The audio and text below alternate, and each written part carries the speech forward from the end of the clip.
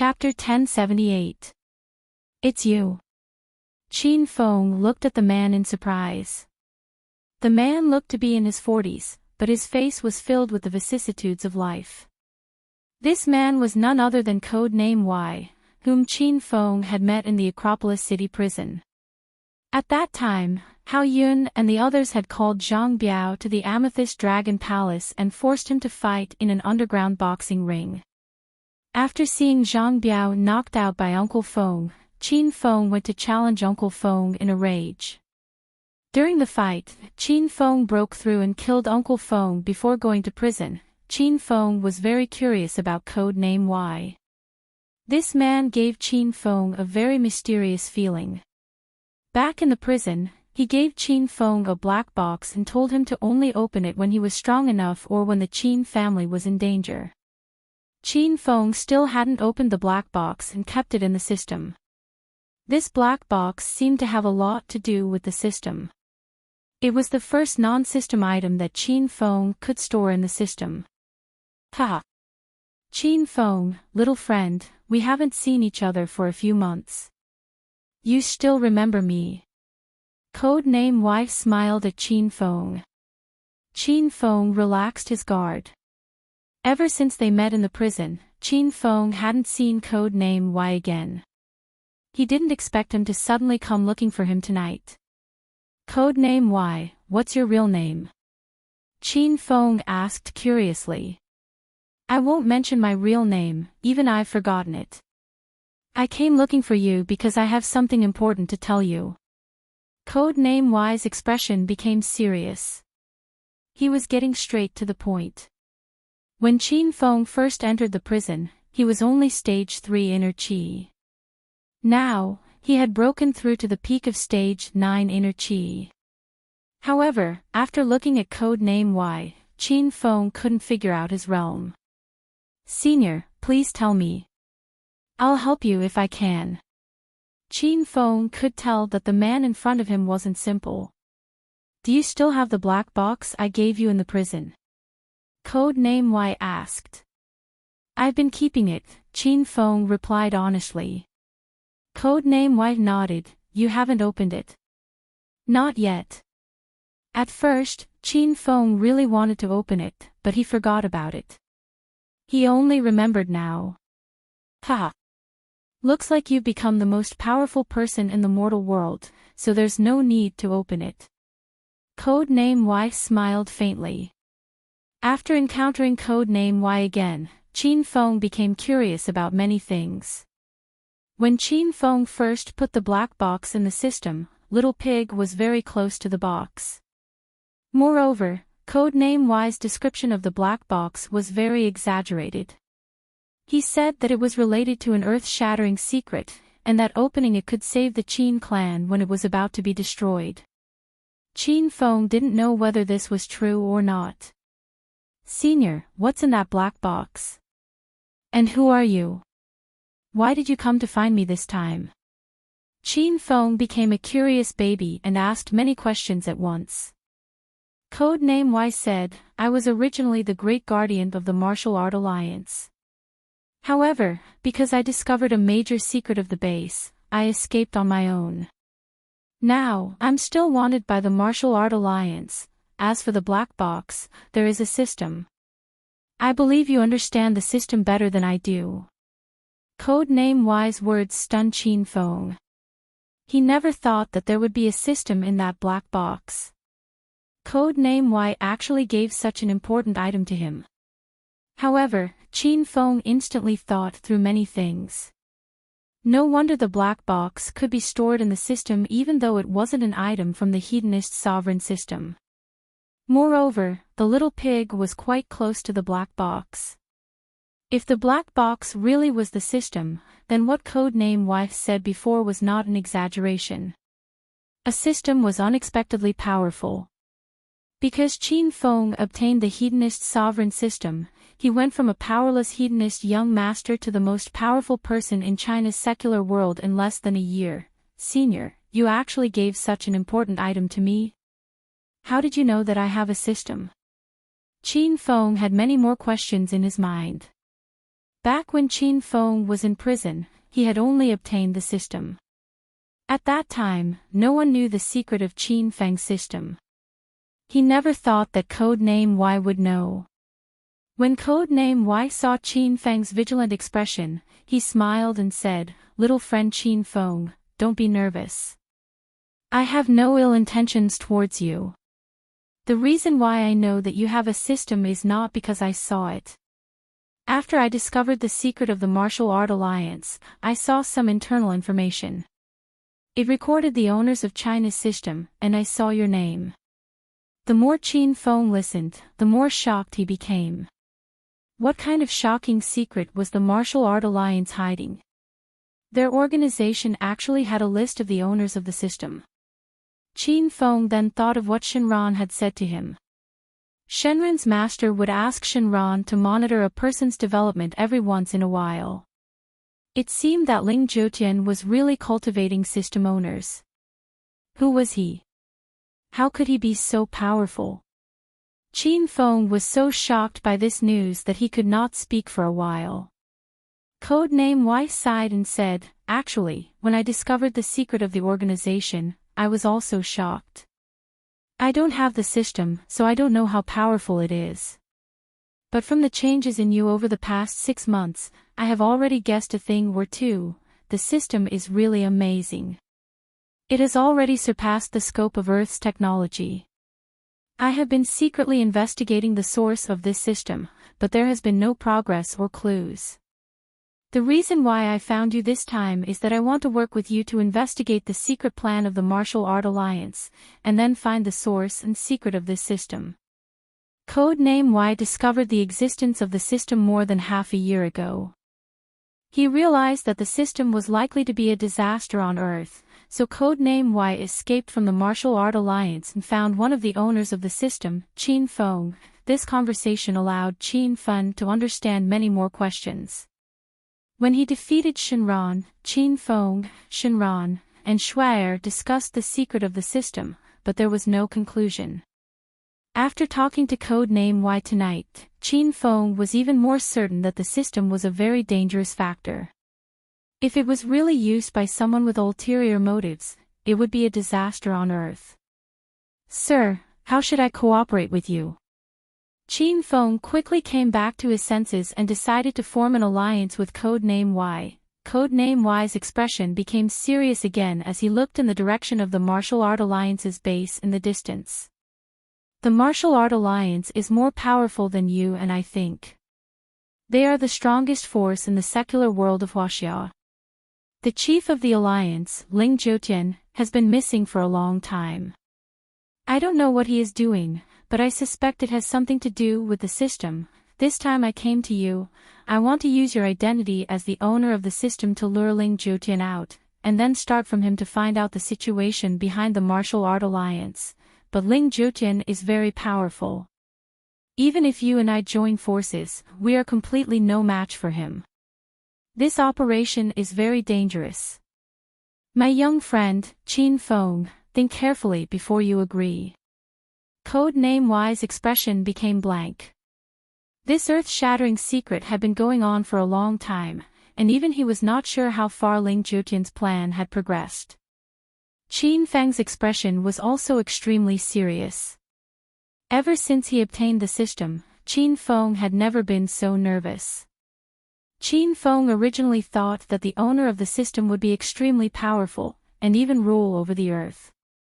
However, as the system was revealed one after another, Qin Feng realized that he was just a player in this earth-shattering secret, or perhaps a chess piece. "Sir, I don't have to think about this. I am willing to join forces with you to investigate and stop Ling Jiutian's plan. I know the power of the system best. If Ling Jiutian is really cultivating system owners and using these people for his use, the consequences will be unimaginable." Qin Feng did not hesitate much. No matter how dangerous this mission was, Qin Feng would bravely step forward. Because he was one of the owners of the system, he had to figure out the secret of the existence of the system. Codename Y seemed to have guessed that Qin Feng would agree, and his expression did not change. In that case, you and I have to be careful in the future. Since Ling Jiutian is cultivating the system, we can also rope in some system owners. This way, our chances of winning against the Martial Art Alliance will be higher. Codename Y proposed a very crazy plan, but Qin Fang's eyes lit up. This plan could be implemented. Qin Feng had now confirmed that Cher was the owner of the system, and he had joined forces with Cher's star system. Qin Feng also had a black box in his hand, which also contained a system. I have now infiltrated the Martial Art Alliance. As the Deputy Chief Deacon of the Law Enforcement Hall, I have actually been secretly investigating the Martial Art Alliance's behind-the-scenes plan. This is a mission given to me by the system. Qin Feng had nothing to hide from Codename Y. After all, Codename Y knew more than Qin Feng. Codename Y nodded and said, "The status of a deacon in the Martial Art Alliance is too low, and it is almost impossible to find out confidential information.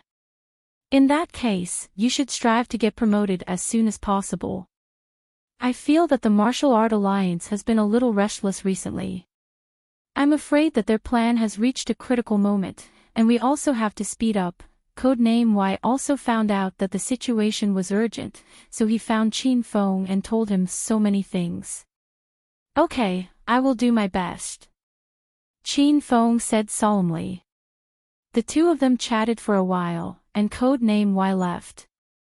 Before he left Qin Feng a number so that Qin Feng could contact him if there was anything important. Qin Feng watched as a gust of wind blew on top of the pitch-black mountain top, and Codename Y disappeared. This kind of method could only be done by Qin Feng using his flying sword. It seemed that Codename Y's strength had probably stepped into the true Qi stage. Codename Y left the Martial Art Alliance to be the chief protector, so how powerful was the deputy chief of the Martial Art Alliance and the chief of the Martial Art Alliance, Ling Jiutian? It was already midnight when Qin Feng returned to the villa. Lu Bingbing had been waiting in the living room. She was not in the mood to watch the movie anymore, and she was anxiously waiting for Qin Feng to return. "Qin Feng, are you okay? Where did you go?" As soon as Qin Feng entered the room, Lu Bingbing ran over barefoot without even putting on her slippers. Qin Feng reproachfully slapped Lu Bingbing's butt and carried her back to the sofa. "Why are you running around barefoot? Be careful not to catch a cold." "I'm fine. An old friend came to see me, so I went out to meet him." Lu Bingbing was relieved to see that Qin Feng was really fine. Qin Feng did not mention anything about the Martial Art Alliance and the system, mainly because he did not want Lu Bingbing to worry. The two of them watched the movie for a while, and Lu Bingbing fell asleep in Qin Feng's arms. Seeing how tired Lu Bingbing was, Qin Feng gently carried her back to the house to sleep. After settling Lu Bingbing down, Qin Feng returned to the living room. He moved his mind slightly, and a pitch-black box that exuded an ancient aura appeared in his hand. "Master, open it." Little Pig also ran out. It seemed to be very interested in the black box, and it jumped around Qin Feng. Qin Feng took out the black box and was about to open it. He gently removed the wooden lid, and a strange light shot out. It was like a small sun, and it lit up the whole living room. "Little Pig, is this the system?" Qin Feng was dumbfounded, and he stared at the light in the black wooden box. It was a very strange light, and the color kept changing. Before the system recognized its master, it was like a ball of light. It lay quietly in the black wooden box, and it seemed to be observing Qin Feng and Little Pig. Chapter 1079. Master, this is the sovereign peace system. It's not interested in you, so it doesn't want to recognize you as its master. Little Pig said. Qin Feng retracted his consciousness. So the system really did recognize him as its master. This made Qin Feng quite confused. What conditions did the system recognize him as its master? Why did the hedonist sovereign system recognize him as its master? However, Qin Feng also understood something else. No wonder code name Y gave him the black wooden box containing the system. Perhaps the sovereign peace system didn't choose code name Y as its master. This way, even if a normal person obtained the system, it would be useless because they wouldn't be able to fuse with the system and unleash its power. Master, there are two ways for the system to fuse with a human. One is to automatically recognize a master, and the other is to passively recognize a master. Little Pig continued, back then, I automatically recognized you as my master because you met the requirements of the hedonist sovereign system. As for passively recognizing a master, you need to erase the original consciousness of the system's soul so that it can't automatically recognize a master. Then, the system will be passively integrated into the human's brain. Qin Feng suddenly thought of the system unblock tool he received when he completed the Devouring Sovereign Superstar quest. Little Pig, do I have to use the system unblock tool to passively recognize a master? That's right, master. The system unblock tool erases the consciousness of the system's soul. Qin Feng finally understood. Back then, he thought the system unblock tool was useless. Now, he realized that it was an extremely important item. This way, Qin Feng could fuse the sovereign peace system into someone's brain, or Qin Feng could fuse with the sovereign peace system himself. Master, I don't recommend you fuse with the sovereign peace system, Little Pig suggested as soon as Qin Feng had this thought. Why? If I fuse with the sovereign peace system, will there be two systems in my brain? Will there be two system souls at the same time?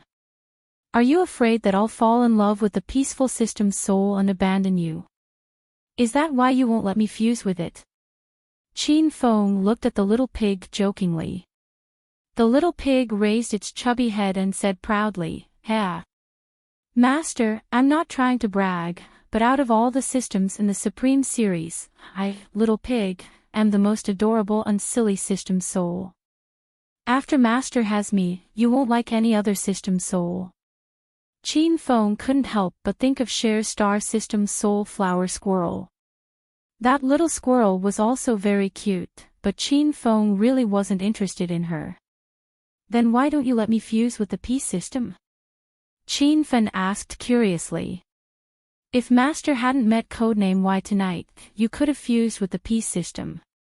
However, now that you've met codename Y and found out about the Martial Art Alliance's plan to cultivate the system, Little Pig doesn't recommend Master to fuse with the peace system. In actuality, out of all the sovereign systems, the hedonist sovereign system that Master has is the most powerful and complete system. The sovereign peace system isn't even 10% as powerful as the hedonist sovereign system. Even if Master fuses with the peace system, he won't be able to obtain anything more powerful than that, but if Master gives the peace system to someone else, then the true function of the peace system will be unleashed, and the person who obtains the system will grow faster. Qin Feng understood what Little Pig was trying to explain patiently. Simply put, the peace system could be compared to a blue-grade treasured sword. This treasured sword was a good item. However, to Qin Feng, who had the rare pink-grade cosmic flying sword and Moon's Morning, a blue-grade treasured sword was of little value. If it was given to someone who didn't have a treasured sword, then it would be a real treasure. In your opinion, who should I give the sovereign peace system to? Qin Feng wanted to hear Little Pig's suggestion. The sovereign peace system was created to protect the peace of the world. It's best to give it to a righteous person. If he's powerful enough, then it'll be even more useful. Based on these conditions, Shenlong is the best candidate. Little Pig suggested Shenlong. Qin Feng thought about it and agreed that Shenlong was indeed the best candidate. Not long ago, Qin Feng had a long talk with codename Y, and both of them decided to subdue a system owner in secret. If the Dragon God could obtain the sovereign peace system and then subdue the Dragon God, Qin Feng would have one more fierce general on his side. More importantly, Shenlong already knew about the existence of the system, so Qin Feng didn't need to explain to him what the system was. All right. When I have time, I'll give the sovereign peace system to Shenlong. After all, he's my brother-in-law, so I have to help him. Qin Feng closed the black box, and the room darkened. The strange power also disappeared, and everything returned to normal, as if nothing had happened. Qin Feng fell asleep on the sofa last night. He felt a soft body in his arms and slowly woke up. Lu Bingbing wore a thin silk nightgown. She lay in Qin Feng's arms and stared at him. When she saw Qin Feng open his eyes, she quickly closed them and pretended to sleep. Of course, Qin Feng saw Lu Bingbing's little movements and was amused by her.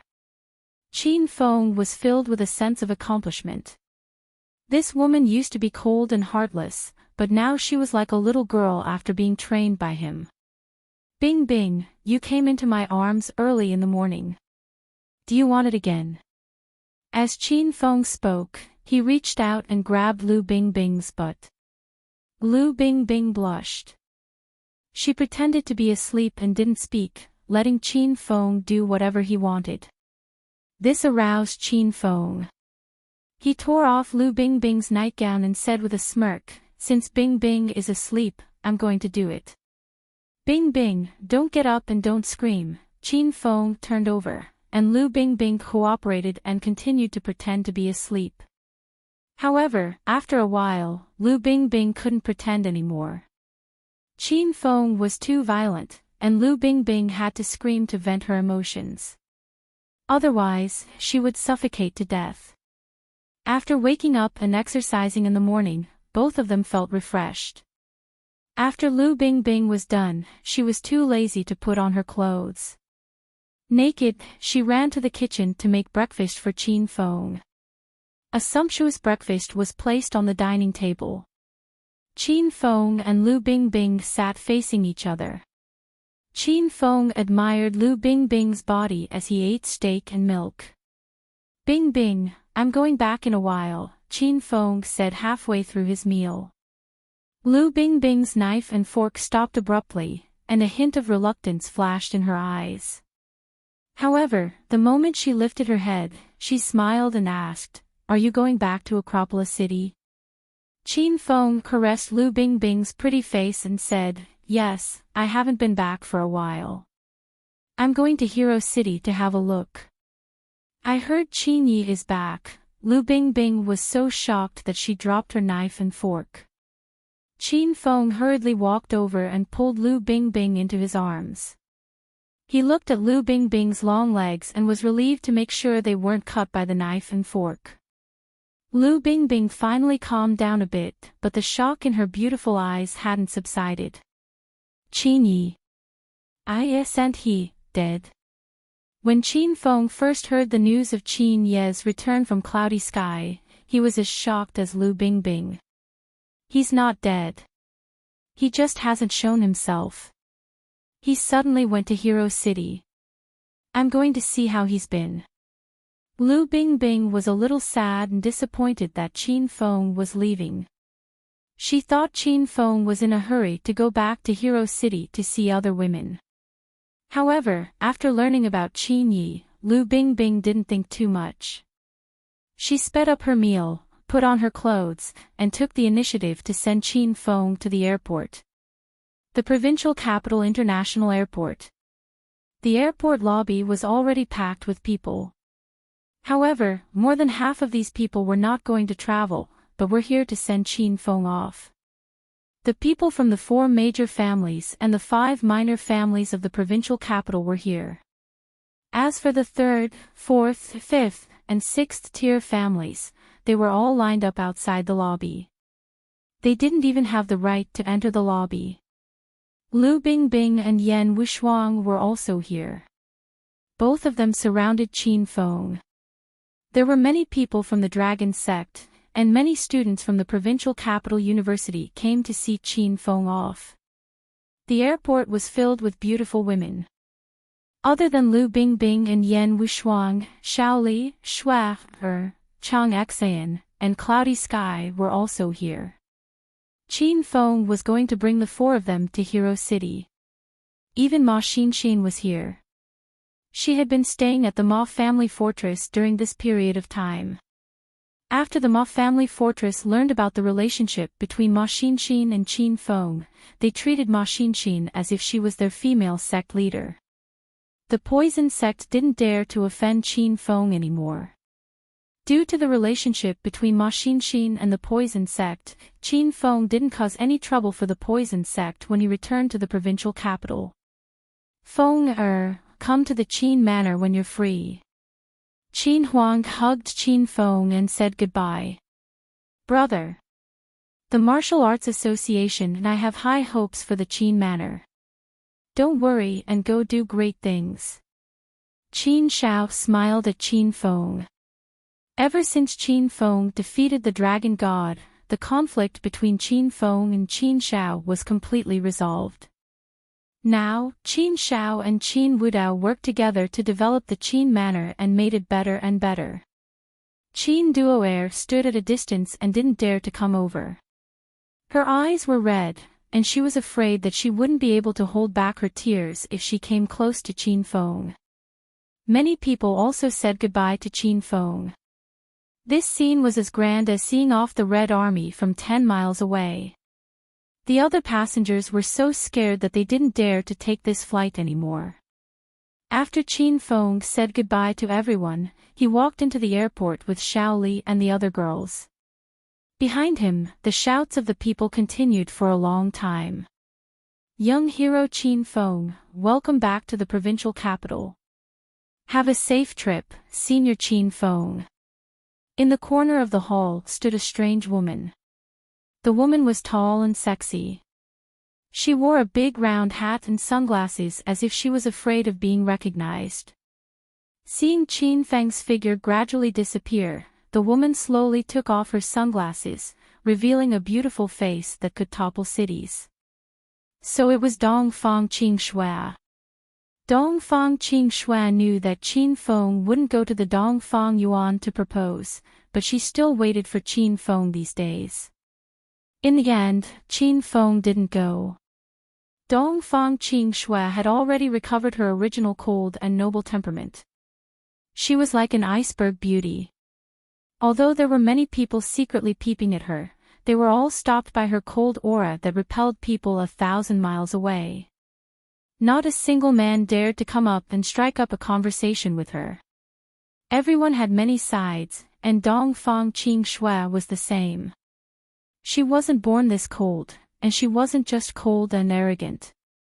Not long ago, Dongfang Qingshui had the happiest time of her life in Devil City. At that time, she was a different person. She was no longer cold and emotionless, nor was she high and mighty.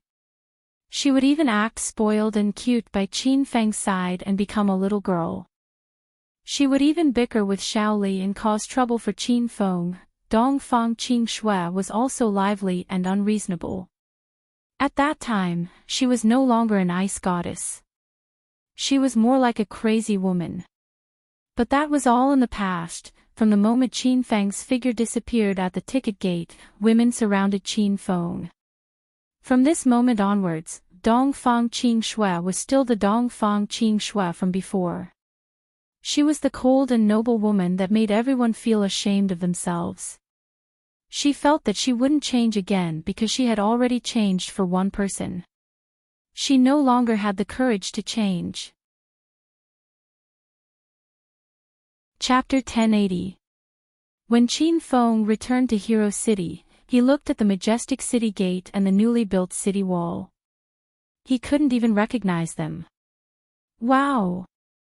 Qin Feng, is this the base of Hero City that you built? It's magnificent.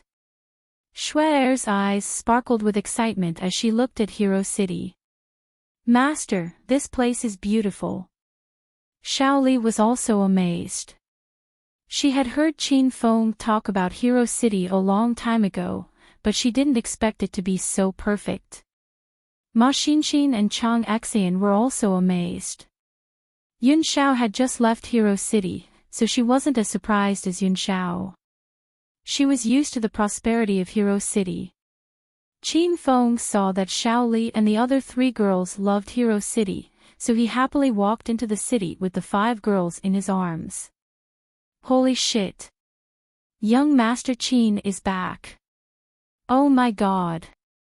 It's really young Master Qin. He's the only shameless person in China who can do something as shameless as hugging 5 beauties at once. Hurry up and inform the other sisters-in-law. There's going to be a good show today. The members of the Feng group and Hong sect were waiting at the gate of Hero City. They were excited when they saw Qin Feng. Young Master Qin. A group of people ran up to Qin Feng and greeted him. Qin Feng patted long hair and smiled, not bad. You've broken through to stage 5 inner chi not long after I left. Qin Feng remembered that long hair was only at stage 3 inner chi when he left after setting up the spirit gathering formation. Long hair said proudly, Young Master Qin, it's all thanks to your spirit gathering formation. Plus, I'm talented and intelligent in the martial cultivation school. It's hard not to break through. Qin Feng slapped Long Hair's head and scolded him jokingly, how dare you brag in front of me? You're asking for a beating. Long Hair hurriedly chuckled and said good things about Qin Feng. Qin Feng discovered a serious problem. Actually, Long Hair, Huang Jinghua, and even Yun Zhe all had different personalities before they met him. They were all honest and upright people, but after following him, Qin Feng discovered that these people were better at bragging. Who taught them? Qin Feng and Long Hair chatted for a while. Suddenly, a group of women rushed out of Hero City. The 10 or so women were all dressed differently, but they were all devastatingly beautiful. They fought to be the first to pounce on Qin Feng.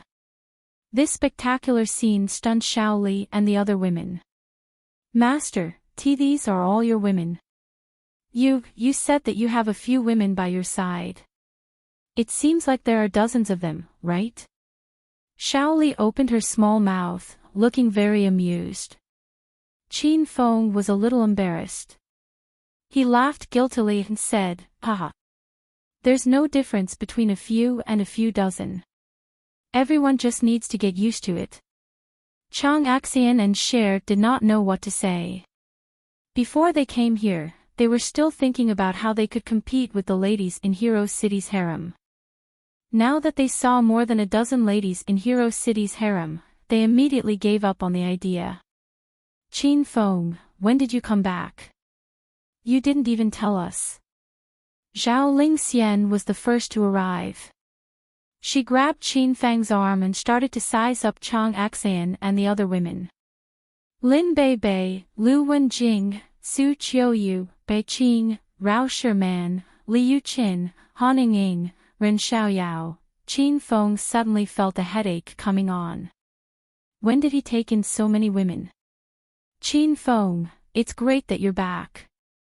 Lin Beibei hugged Qin Feng's other arm obediently. Hero City was like spring all year round. Han Ying was wearing a sexy red qipao that revealed a lot of her fair skin. She was so shy that the guards didn't dare to look at her. Qin Feng, you're so cool. You brought a few new women with you this time. I think the sisters should tie him up and stop him from leaving. Han Ying looked at Qin Feng with a charming expression. After returning from America, Han Ying had gradually returned to her usual seductive self.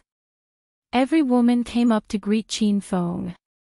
They were all beautiful women with different personalities. Chang Axian and Xiao Li felt ashamed when they saw them. Wow! Teacher Chang Axian, you're here as well. Don't tell me that bastard Qin Feng forced himself on you as well. Hua Yan jumped to Chang Axian's side with a shocked expression on her face. Qin Feng slapped Hua Yan's butt and said, You stinky girl, how can you say that? It's my dominance and handsomeness that conquered Chang Axian. How did you say that he forced himself on her? Chang Axian finally found someone she knew in the crowd. She went to the side to chat with Hua Yan. Cloudy Sky was in Hero City, so she didn't feel awkward when she returned. The women's gazes fell on Xiaoli and Cher. Qin Feng brought these two women back to Hero City for the first time. Ha! She looks so familiar. She looks like a superstar, Su Qiu said as she looked at Cher. Su Xiatian suddenly jumped up and shouted, "She's Cher, the superstar Cher." The crowd was in an uproar. Not long ago, when Qin Feng used the spacetime door to transfer items in the system, he mentioned Cher. Cher had joined the Hero Alliance. Now that Qin Feng brought Cher back to Hero City, these women couldn't help but admire Qin Feng's flirting skills. Rao Sherman knew Cher. A while ago, they were filming in Hong Kong, so she pulled Cher aside and started chatting with her. "Let me introduce you to everyone. This is Xiaoli. I met her during the martial arts conference in Demon City. Xiaoli, these are your good sisters. I hope you can get along well with each other in the future." After Qin Feng introduced Xiaoli to the crowd, the women knew the relationship between Xiaoli and Qin Feng was not simple. Almost all the women in Hero City were gathered here, but Zhang Kuku was nowhere to be seen. Ha! Where did Kuku go? Did she go back to the provincial capital? Qin Feng was puzzled. If Zhang Kuku had gone back to the provincial capital, Rao Sherman should have gone back with her. However, Qin Feng saw Rao Sherman just now. At the mention of Zhang Kuku, all of the women looked helpless. Zhao Lingxian complained, "Qin Feng, you have to keep Kuku in check when you come back. That girl has gone crazy. Every day, she drives a yacht out to sea to catch sharks. Otherwise, she goes to Devil Beast Mountain to hunt wild beasts." Qin Feng was stunned, but he quickly regained his senses. The others didn't know the reason behind Zhang Kuku's change, but Qin Feng knew it very well. Zhang Kuku drank the ancient giant beast's DNA. There was an ancient giant beast hidden in her body, so it was normal for her to go crazy. Where is Zhang Kuku now? I'll go and discipline her. Qin Feng was very interested in the ancient giant beast's DNA. He wanted to see how Zhang Kuku had changed recently. The women looked at the man-made beach in unison. She just drove a yacht to the deep sea. Every time she came back, she would bring a big shark with her. Recently, she forced us to eat the shark she roasted every day. We almost threw up. Qin Feng's mouth twitched. He quickly drove the yacht to the deep sea. Qin Feng purposely sensed the presence of the black turtle, but it wasn't strong. It seemed like the black turtle was not in the sea. "Kuku, you've gone crazy." Qin Feng killed his way to the deep sea. He saw a beautiful figure riding on the back of a big shark. The shark was as obedient as a kitten in front of Zhang Kuku. It allowed Zhang Kuku to step on and hit it as she pleased. "Ah! Big brother Qin Feng, when did you come back? Come and play with Kuku. What do you think of Kuku's new pet?" Zhang Kuku was excited to see Qin Feng. She grabbed the shark's fin and steered it towards Qin Feng. Qin Feng leaped onto the back of the shark. He grabbed Zhang Kuku's hand and began to feel her pulse. Zhang Kuku's pulse was strong. It was not a human's pulse, but the pulse of a sleeping giant beast. "Big brother Qin Feng, what are you doing? We used safety measures every time we had sex. I'm not pregnant." Zhang Kuku was as scary as ever.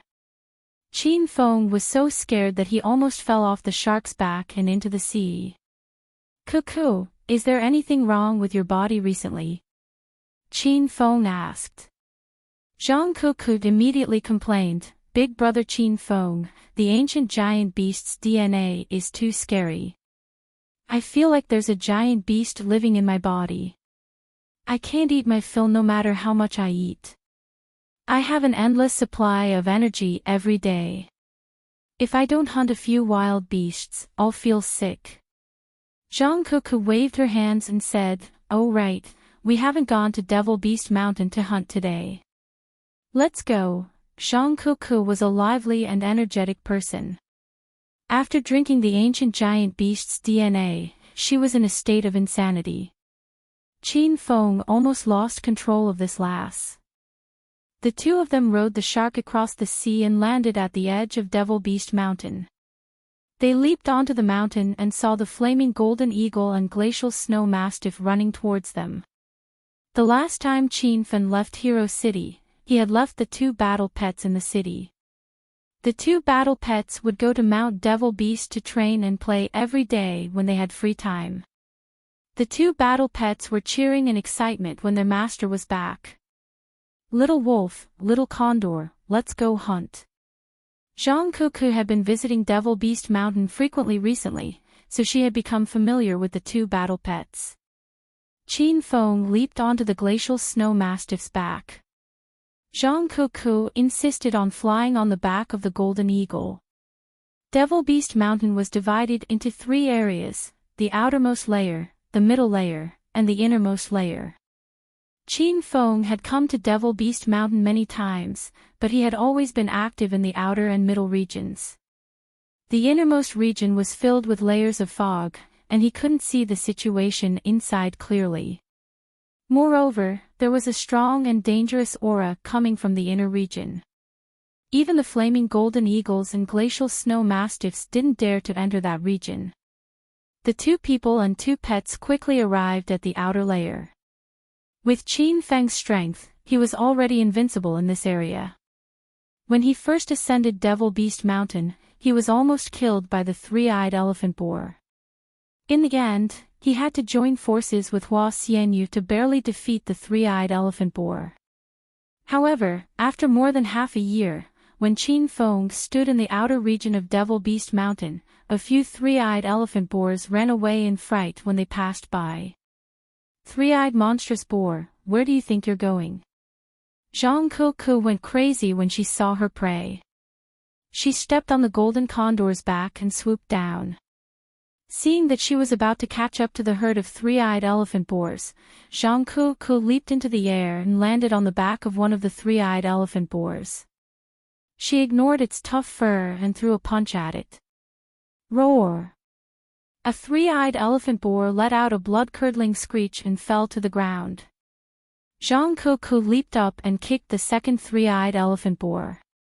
Rumble!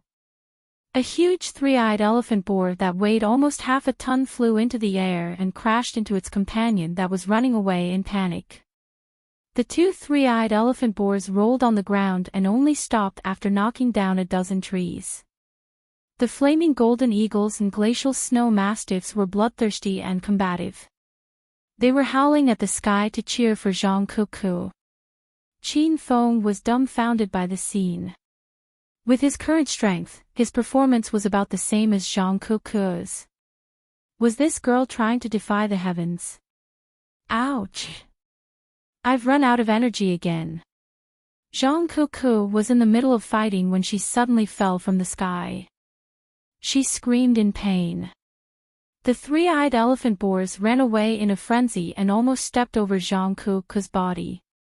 Qin Feng quickly rushed over and pulled Zhang Kuku into his arms. "Kuku, don't scare me. Why did you suddenly fall?" Chapter 1081. Zhang Kuku's buttocks broke into 4 pieces. She cried out in pain, "Boo-hoo! Big brother Qin Feng, that ancient almighty beast gene you gave me isn't fun at all. It keeps malfunctioning and it hurts so much. Big brother Qin Feng, help me rub it." Qin Feng was amused by Zhang Kuku's mischievous expression, so he rubbed Zhang Kuku's butt. "By the way, Kiki, how long can you maintain the power of the ancient giant beast?" Qin Feng asked. Zhang Kuku pondered for a moment. "About an hour a day. It's hard to say. Sometimes it's longer, sometimes it's shorter, the ancient almighty beast's genes had a chance of activating some of the ancient almighty beast's abilities. After consuming it, the ancient almighty beast's genes would slowly fuse with the user's genes. This process was relatively long, but with Zhang Ku's current situation, it was normal. Alright, hurry up and come down. Don't go crazy alone in the future. If you really want to cause trouble, call Lu Jia and the others to come with you. What if you lose your ability one day and get injured? Zhang Ku lay on Qin Feng's body like a koala bear. Qin Feng pulled her off him. Zhang Ku was used to doing things her own way, so she was very obedient to Qin Feng. She nodded and said, I know. Brother Qin Feng, play with me a little longer today. Since Qin Feng had arrived at Devil Beast Mountain, he was prepared to explore further. With his current realm, he could try to explore the inner area. Qin Feng leaped onto Flaming Dragon Horse with Zhang Ku in his arms. The Flaming Golden Eagle and Glacial Snow Mastiff followed closely behind him. Flaming Dragon galloped at full speed while Zhang Ku screamed excitedly. Qin Feng wished he could tear off this silly girl's clothes and teach her a lesson. Hiss! After running for a while, Flaming Dragon Horse's front hooves suddenly flew up and it stopped running. The surrounding environment had already changed greatly. In the outer and middle layers of Devil Beast Mountain, there was still some dim light, and the cheerful chirping of birds could be heard. But in the inner area, it was completely dark, and the shapes of the trees were all strange and frightening. The cold wind whistled, and there was a gloomy smell in the air. The sounds of birds and insects could no longer be heard. It was so quiet that it was as if there were no living things around. Zhang Ku was scared out of her wits. She sat on the horse's back and hugged Qin Feng tightly. Big brother Qin Feng, it's so scary here. Are we going to be eaten by the monsters? Qin Feng patted Zhang Ku's back and looked around vigilantly. Little Pig said, Master, Flaming Dragon Horse is scared. It doesn't dare to go any further. Qin Feng summoned the Flaming Dragon Horse back into the system. The Flaming Golden Falcon and the Glacial Snow Mastiff circled around Qin Feng. The two battle pets had sensed the danger and began to observe the surroundings vigilantly. Roar! All of a sudden, a furious roar came from the depths of Devil Beast Mountain. Judging from the distance of a few hundred meters, it sounded as if it was right beside Qin Feng and Zhang Ku's ears. A wild wind immediately sprang up within Devil Beast Mountain. With just a single roar, the magical beast caused the air currents to change. This kind of powerful and berserk strength caused Qin Feng to sigh in admiration. Master, the Flaming Golden Eagle and the Glacial Snow Mastiff are asking you to leave. The demonic beast inside is very powerful. Even if they join forces, they won't be able to defeat it. Little Pig's anxious voice rang in Qin Feng's mind. Zhang Ku was terrified. Qin Feng, let's go, roar. Roar. Roar. Roar. Roar. Another roar came from another animal. It seemed like a battle between wild beasts was taking place in the forest ahead. Qin Feng leaped to the top of the tallest tree and looked into the distance with his night vision goggles. A few hundred meters away, 5 single-horned rhinoceroses, 3 wild wolves, and a snow leopard were besieging a gigantic ape. The ape's fur was as white as snow, but there was a patch of red hair on its head. The ape was huge. When it stood up, it was more than 3 meters tall. Its body was muscular and its eyes were blood red. It bared its fangs and roared at the wild beasts around it. Qin Feng had no intention of meddling in the battle between the wild beasts inside Devil Beast Mountain. Just as he was about to leave with Zhang Ku, he noticed a thin and delicate figure amidst the wild beasts. Qiao Shishir was standing under a tree. Her long hair fluttered to the top of her head, and her eyes were empty. It seemed like she was controlling the wild beasts to attack the white-furred demonic ape. Roar. The white-furred demonic ape was enraged. It suddenly launched an attack. Moving as nimbly as a human, it arrived beside the single-horned rhinoceroses in the blink of an eye. It swung its thick arms at the rhinoceroses and sent them flying into the air. Bang! After the slap, the white-furred demonic ape kicked a wild wolf. Although it was only one person, it was incomparably domineering. It was as if it was the overlord of the mountain. A single roar from it was enough to deter the other wild beasts from attacking. Xiao Shishir's face turned pale. Controlling so many wild beasts at once was too much for her to bear. On top of that, the white-furred demonic ape was too ferocious. In just a few moves, it had defeated half of the enemies. Qin Feng, where are you going? Zhang Kut suddenly cried out. She saw Qin Feng stepping on a pink longsword and heading toward the depths of Devil Beast Mountain.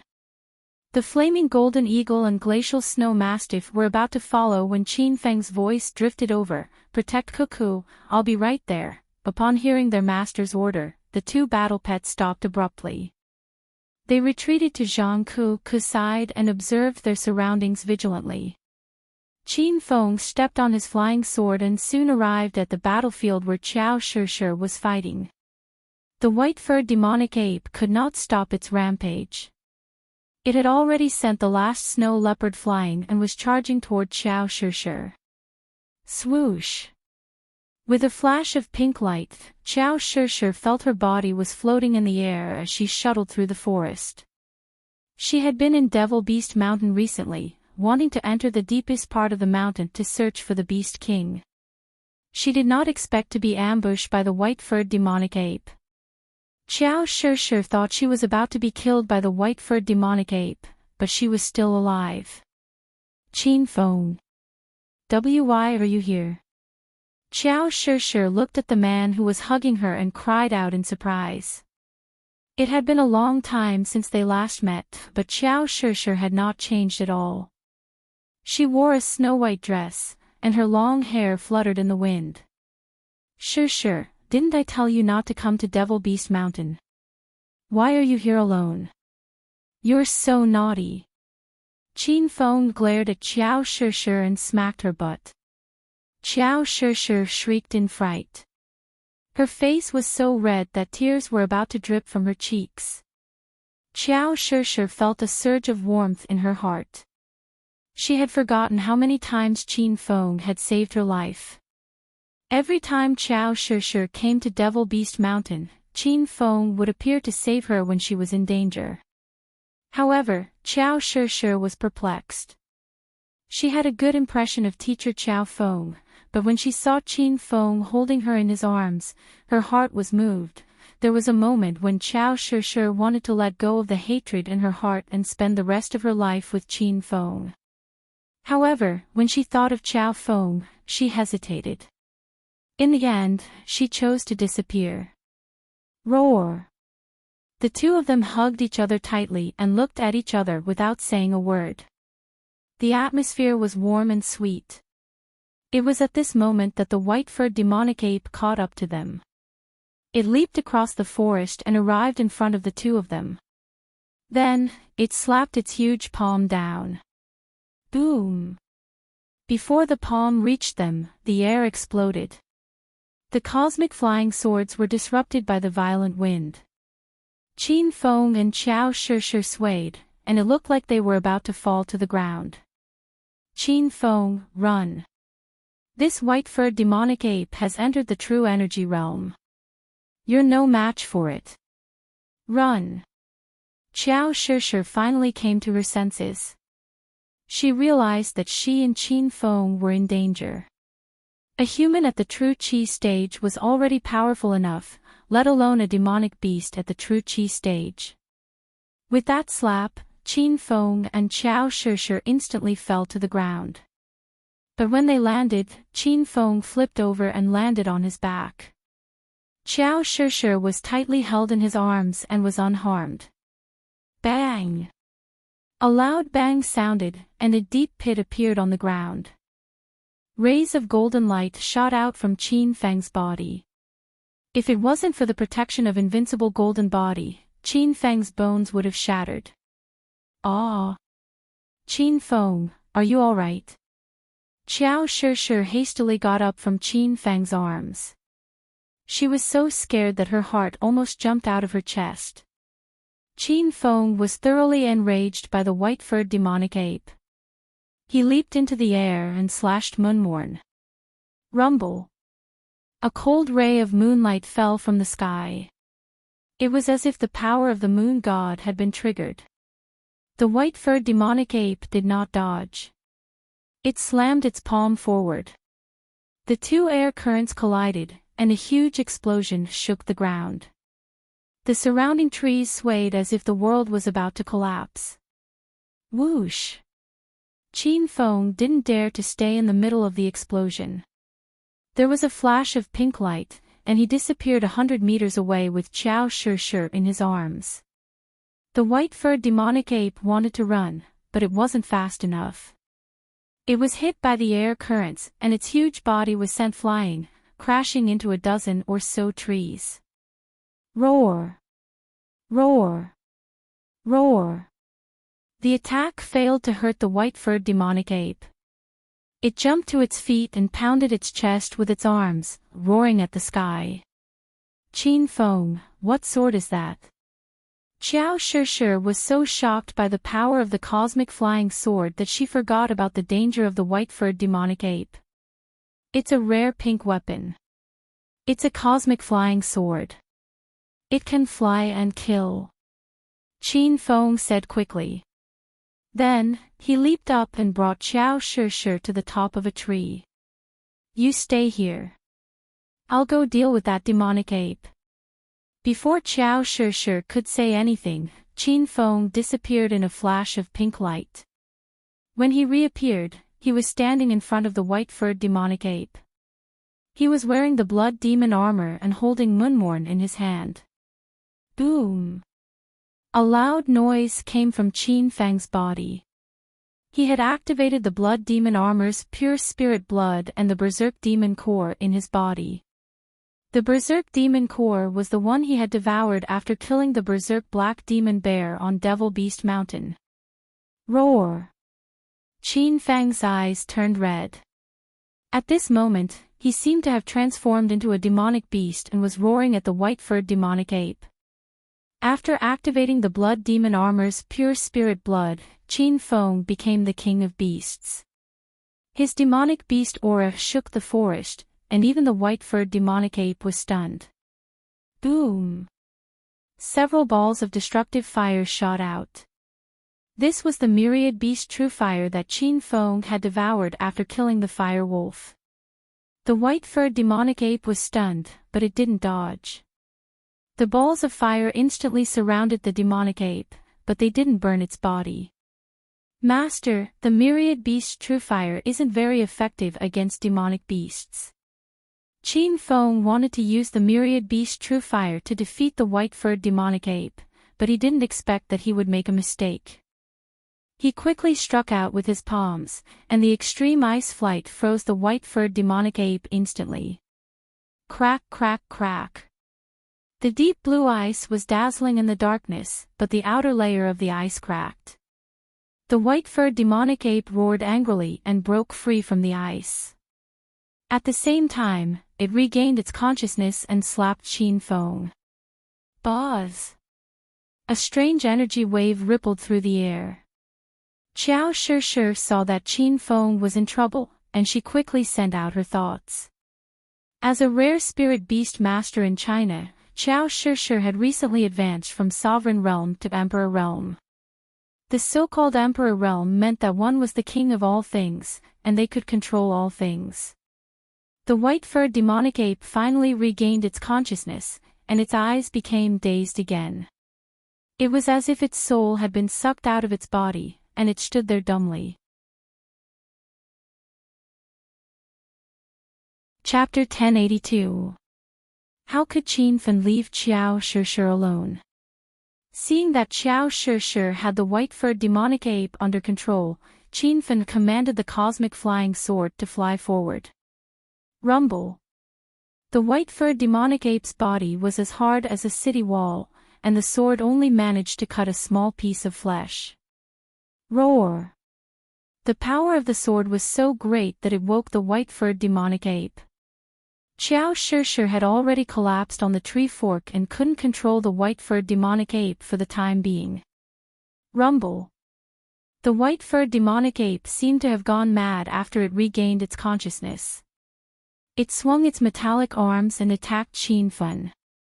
Qin Fan fled on the flying sword. He was shocked by the power of this demonic beast. Even the cosmic flying sword couldn't pierce through this white-furred demonic ape. Qin Fan couldn't think of a way to defeat this demonic beast unless he used Star Technologies products. Swish. Swish. Swish. Swish. Swish. Swish. Swish. Swish. Qin Fan flew back and forth on the flying sword, circling the white-furred demonic ape. This demonic beast was fast. It leaped from tree to tree, and its body was unusually agile and nimble. It was able to keep up with Qin Fan. The white-furred demonic ape even picked up a few large rocks from the ground and threw them at Qin Fan as it ran. Qin Fan heard dozens of howls of wind as the rocks flew past him like cannonballs and toppled a large tree. Swish!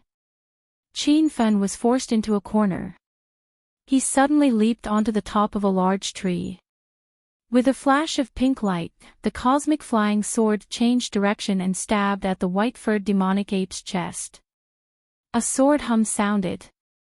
Qin Fan jumped down from the tree with Moonmorn in his hand. It was like a crescent moon in his hand. Moonmorn condensed the power of the moon. He brandished the sword, and a chilling sword light enveloped the land. In an instant, he slashed the white-furred demonic ape over 100 times. Bang! Bang! Bang!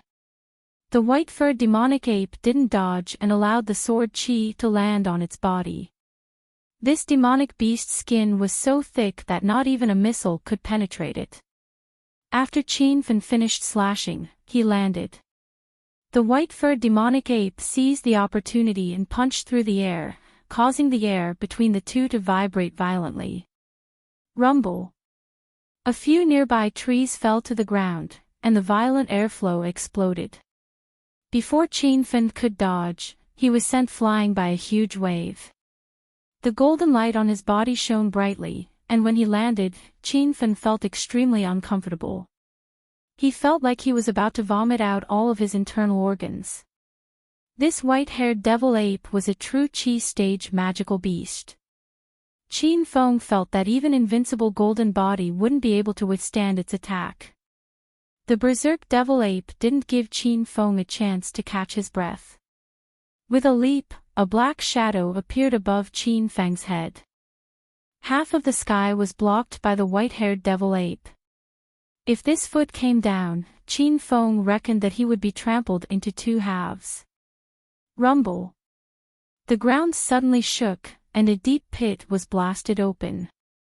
Rocks flew everywhere, and a circle of trees fell to the ground like a bunch of tarot cards. Xiao Shishir was petrified as she watched from the top of the tree. Suddenly, a pink light flashed, and Qin Feng returned to Xiao Shishir's side. Oh my god! This white-haired devil ape is too fierce. I'll have to use my ultimate move. Qin Feng crouched on a tree branch, and a cool-looking StarTech blue laser gun suddenly appeared on his shoulder. There was a long dragon engraved on the body of the gun, and the mouth of the dragon was the muzzle. Qin Feng, what kind of gun is this? Xiao Shishir was stunned by the StarTech blue laser gun. She was just about to ask when Qin Feng pulled the trigger. The huge recoil caused the tree to sway. Fortunately, Qin Feng's legs were wrapped around the tree trunk, and he didn't fall to the ground. Rumble. A green laser beam shot out, and it was as fast as the cosmic flying sword. Before Xiao Shi could recover from her shock, she saw a deep pit in the ground. The white-haired demonic ape was lying in the pit, its white fur charred black. She couldn't even recognize its original appearance. Roar! Qin Feng waited for a while, and when the dust settled, the white-haired devil ape stood up from the pit. It beat its chest with its arms and roared at the sky. It was surprised that it didn't die from the shot. Qin Feng had used the Star-Tech blue laser gun to defeat the Divine Dragon at Mount Divine Dragon. The Divine Dragon was severely injured after being shot, and it didn't even have the strength to stand up. However, this white-haired devil ape was able to crawl out of the pit on its own. Although its roar was much weaker than before, it was still terrifying. This white-haired devil ape was even fiercer than the Divine Dragon. At the very least, its defense was better than the Divine Dragon's. Qin Feng looked at the scope and prepared to shoot again. Qin Feng, don't. Before he could fire the shot, Xiao Shi suddenly pulled Qin Feng's arm. Qin Feng turned around and looked at Xiao Shi with a puzzled expression. What's wrong, Shi? Xiao Shi looked at the heavily injured white-haired devil ape on the ground and felt sorry for it. After all, Xiao Shi was a spirit beast master, and she had a close relationship with animals. Xiao Shi could control these demonic beasts and become the queen of all creatures.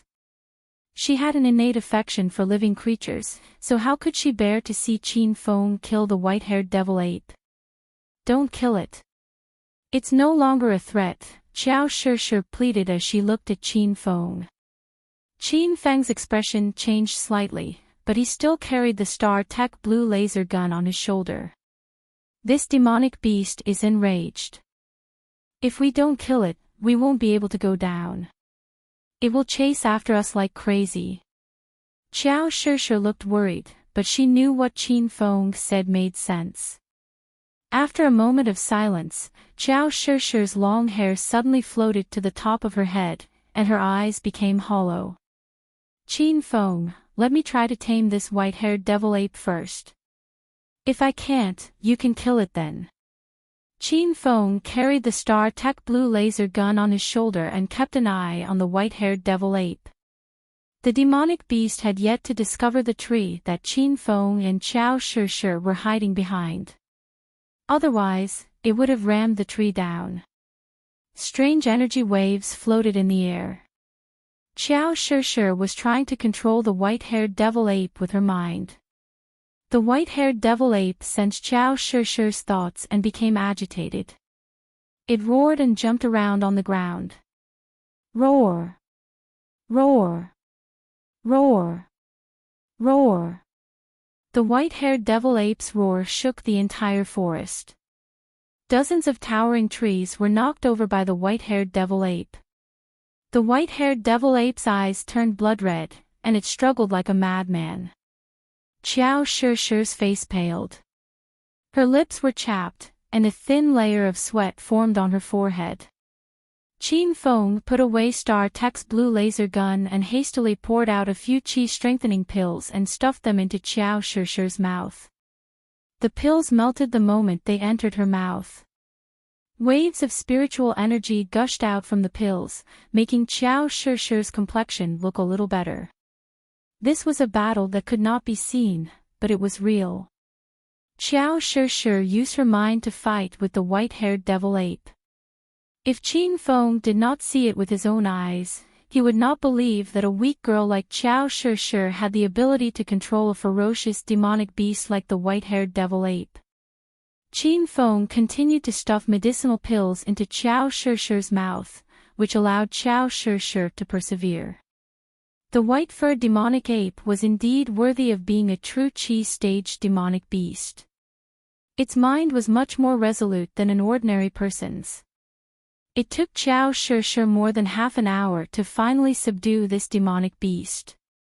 Roar! The white-haired devil ape was still roaring instinctively, but it did not sound like it was angry. Its voice had lost its wild and menacing tone. The white-haired devil ape no longer rammed around.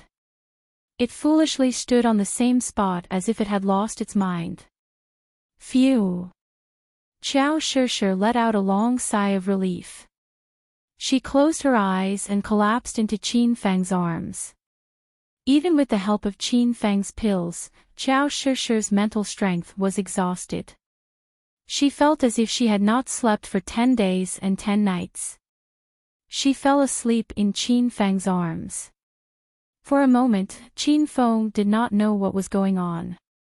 He did not know if Xiao Shishir had subdued the demonic beast or if she had failed. When Qin Feng saw Xiao Shishir's pale face and chapped lips, he lowered his head and kissed Xiao Shishir's lips. Then, he transferred some of his inner qi into her body. Waves of cool air flowed through Xiao Shishir's meridians, and she felt very comfortable. Xiao Shishir's mouth was dry, and she instinctively licked her lips. However, her lips came into contact with something soft. "Ah! What are you doing?" Xiao Shishir was startled and shyly pushed Qin Feng away. She realized that Qin Feng had secretly kissed her. Qin Feng could not help but kiss her. Now that he had regained his senses, he felt a little embarrassed. Ahem. Shishir, did you subdue the demonic beast?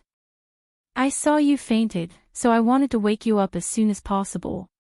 Xiao Shishir shyly rolled her eyes at Su Yan. Then, she leaped off the tree.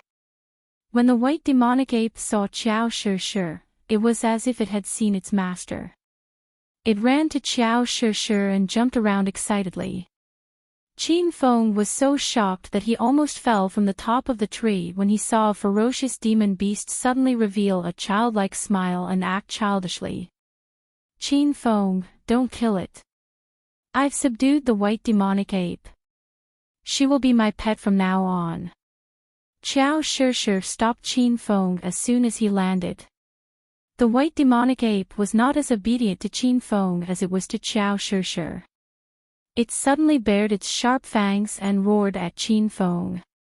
Xiao Shishir quickly patted the white demonic ape's arm and said, "Demonic ape, this is my friend.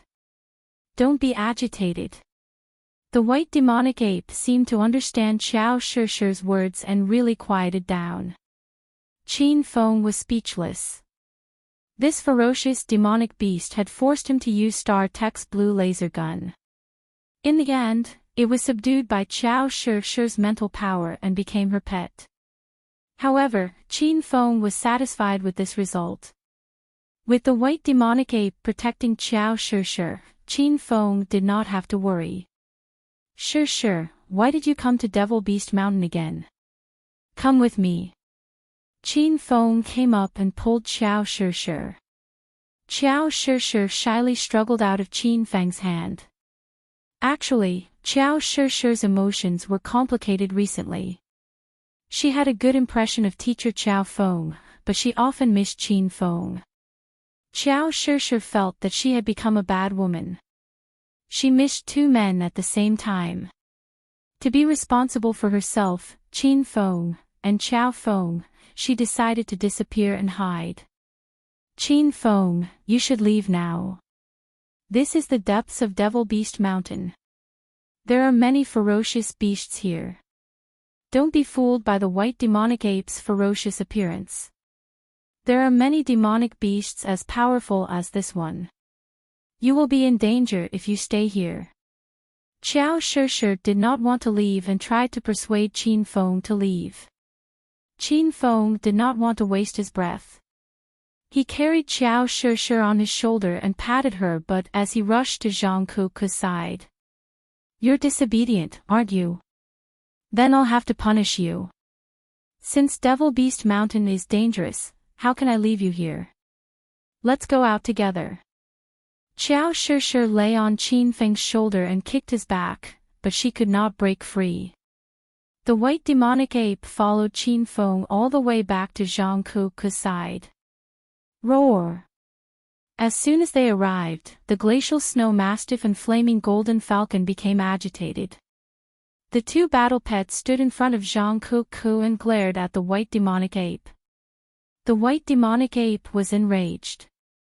It dashed forward to fight the two battle pets. Xiao Shishir was so frightened that she stopped struggling and shouted at the white demonic ape to stop. Chapter 1083. Wow! This gorilla is so cute. Its fur is as white as snow, and there's even a small tuft of red hair on its head. Quick, squat down and let me touch its fur. Qin Feng and Xiao Shishir were stunned. They watched as Zhang Kuku ran to the white-furred demonic ape and played with it like a pet dog. After all, it was a true Qi-staged demonic beast. Roar! The white-furred demonic ape was so enraged that smoke was rising from its head. It opened its bloody mouth at Zhang Kuku, but Xiao Shishir quickly stopped it. Little white, don't. After the white-furred demonic ape was subdued by Xiao Shishir, it was very obedient to her. Although it felt wronged, it could only stand at the side and let Zhang Kuku pull its fur here and there. Qin Feng could not stand it anymore. He pulled Zhang Kuku into his arms and said, "Stop. You've already plucked all its fur." Zhang Kuku pouted and said, "Big brother Qin Feng, can you help me pluck a strand of red hair from the gorilla's head?" Qin Feng's mouth twitched. The red hair was probably the demonic ape's reverse scale, so he would not do anything stupid to it. Xiao Shishir was a little disappointed when she saw the intimate scene between Qin Feng and Zhang Kuku. She leaped onto the white-furred demonic ape's shoulder and ordered it to move deeper into Devil Beast Mountain. Qin Feng immediately chased after Xiao Shishir and pulled her back. "Shishir, come with me to Hero City. I have a few friends there." Xiao Shishir struggled on Qin Feng's shoulder, but she could not break free. Qin Feng did not waste any more time and brought Xiao Shishir and Zhang Kuku back to Hero City. The group of beauties and Lu Jia were dumbfounded when they saw the 3 humans and 3 demonic beasts standing in Hero City. When Lu Jia arrived, he found out that big brother Qin Feng had gone to look for Zhang Kuku. When he finally saw big brother Qin Feng, he found out that big brother Qin Feng had kidnapped a woman and a giant white-furred demonic ape. Lu Jia could understand the woman, but what was the meaning of the white-furred demonic ape? Was big brother Qin Feng so powerful that he had to kill a man-ape? Ha! Isn't this Shishir? You're here too. Lu Jia quickly recognized Xiao Shishir and greeted her. Xiao Shishir had already landed on the ground. When she saw the bustling scene in Hero City, she was stunned. As a matter of fact, Xiao Shishir was a frequent visitor to Devil Beast Mountain. She had noticed the castle here, but she didn't expect it to belong to Qin Feng. Sure, you're here too. That's great." At this moment, Hua Yan and Chang Xian arrived. Hua Yan hugged Xiao Shishir's arm and jumped around. Xiao Shishir was dumbfounded. She said with a dazed expression, "Hua Yan. Teacher Chang Xian, why you're both here?" "Yes, Shishir. Lu Jia and I have been in Hero City for a long time. Teacher Chang Xian just arrived today." Hua Yan introduced everyone. Xiao Shishir was baffled. She remembered that Hua Yan and Chang Xian had an unexplainable relationship with Xiao Feng. Also, Lu Jia had acknowledged Xiao Feng as his boss. Why did these people come to Qin Feng's side? Due to Xiao Shishir's special identity, she often came and went alone. Her information was very limited, and she still didn't know the relationship between Qin Feng and Xiao Feng. "Hua Yan, why are all of you in Hero City? Aren't you with Xiao Feng?"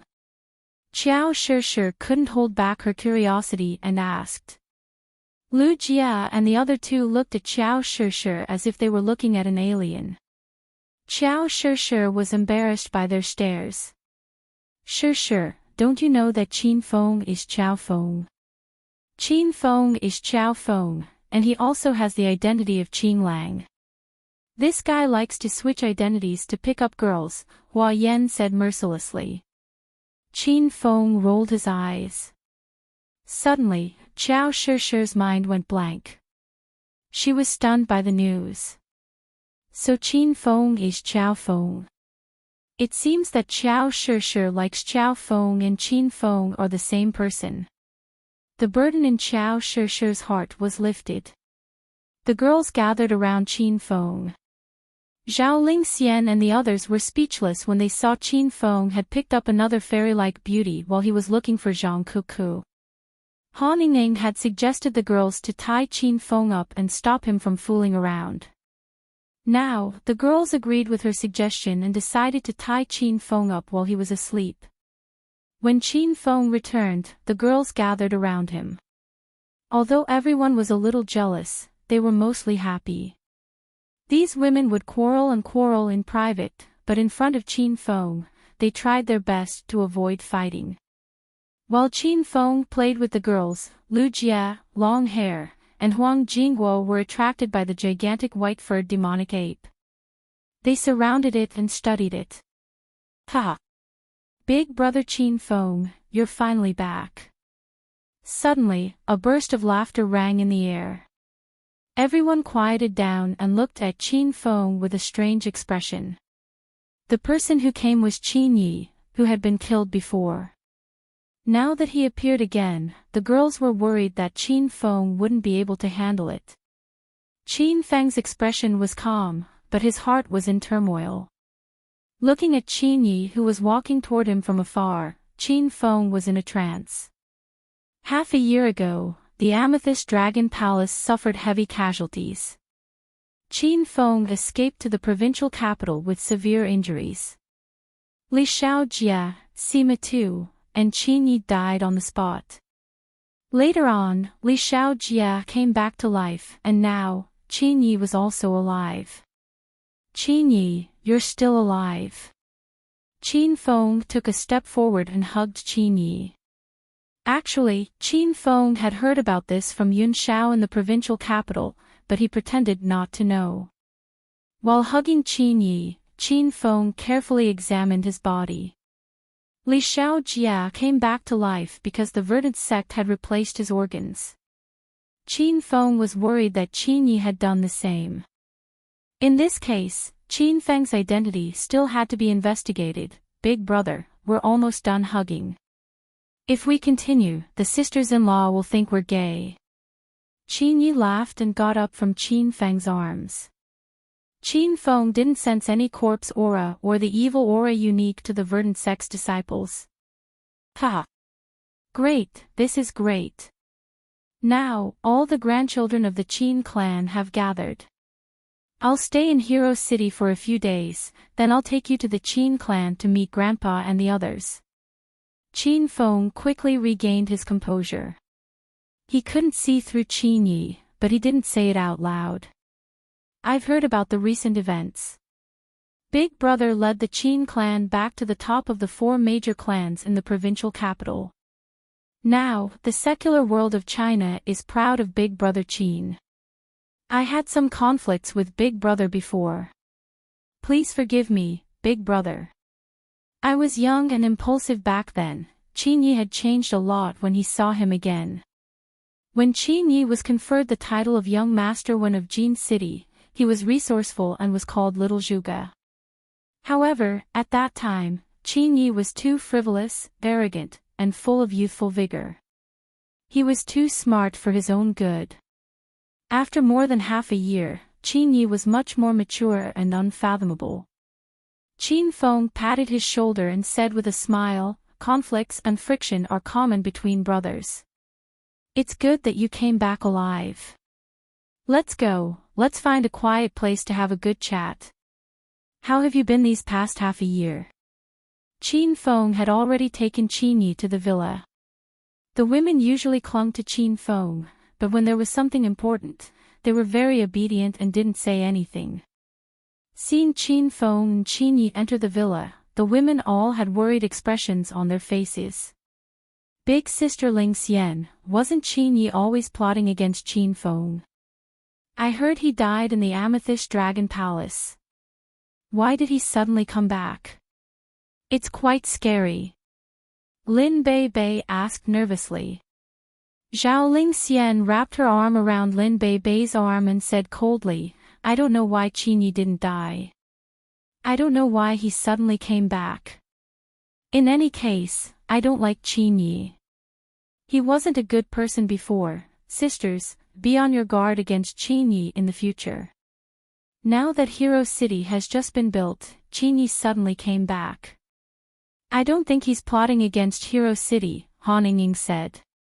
Back then, she was the clearest about Qin Yi and his people's little schemes. Han Ying was still worried about Qin Yi. Before, the women didn't like each other and were jealous. Now that they felt that Qin Feng was in danger, they instantly united. No one was bickering. Qin Feng brought Qin Yi into the villa. The two of them sat across from each other at the coffee table in the living room. Big brother, I suddenly came back without telling you. Also, I disappeared for more than half a year. You didn't scare Big brother, did you? Qin Yi acted as if he had returned to his own home. He didn't feel restrained at all. Qin Feng sat calmly and said, How could I be surprised? I was surprised. It was all a misunderstanding. I've always felt guilty about what happened to you. Now that everything has been settled, Qin Wudao and Qin Shao are working together to develop Qin Manor. I'm sure if they know you're still alive, they'll be as happy as I am. Qin Ye's expression changed slightly. No one knew what he was thinking, but he quickly regained his composure. Ha! I came back in a hurry and didn't have time to tell them. However, I see that Big Brother's Hero City is also developing, and I really like it here. If it's possible, let Big Brother Wudao and Big Brother Qin Shao develop Qin Manor. I'll help Big Brother Qin Feng develop Hero City. It'll make up for my previous mistakes. Qin Feng was worried about Qin Ye's willingness to stay in Hero City. Qin Feng was sincerely happy that Qin Yi was still alive.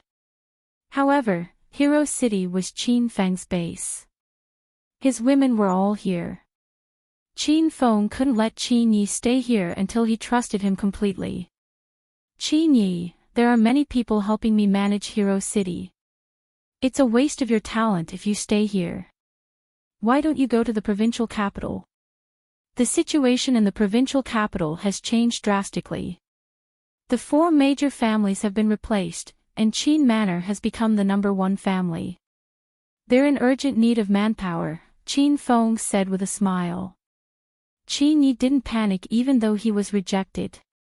He smiled calmly and said, Big brother, we're cousins. We share the same blood. There's no need for us to talk in such a vague way.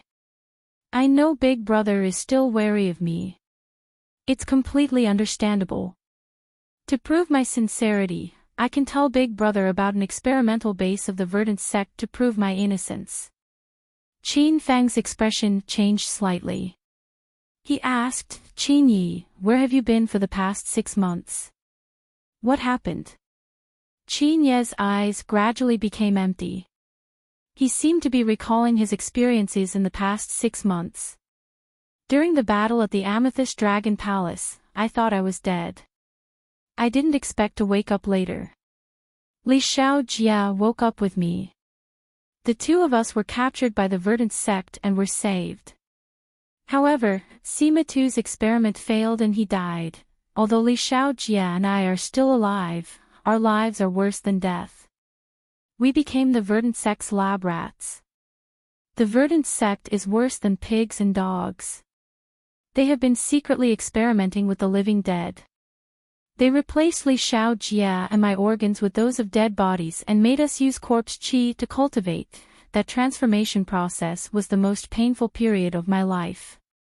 I even thought of suicide. However, I clenched my teeth and persevered in order to take revenge and see Big Brother and the Qin family again.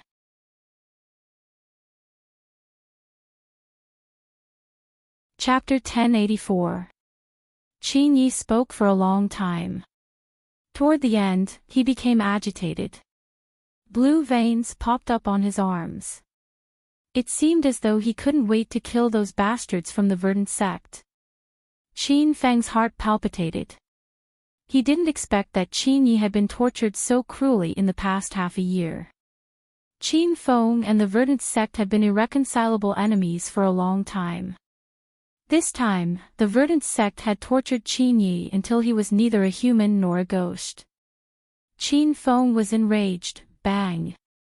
Qin Feng slammed his palm down and shattered the glass tea table into pieces. Qin Yi, take me to the verdant sect's research base now. I want to destroy the verdant sect. Qin Yi woke up from his reminiscence. He looked at Qin Feng and said, Big brother, the research base I'm in is only a small base of the verdant sect.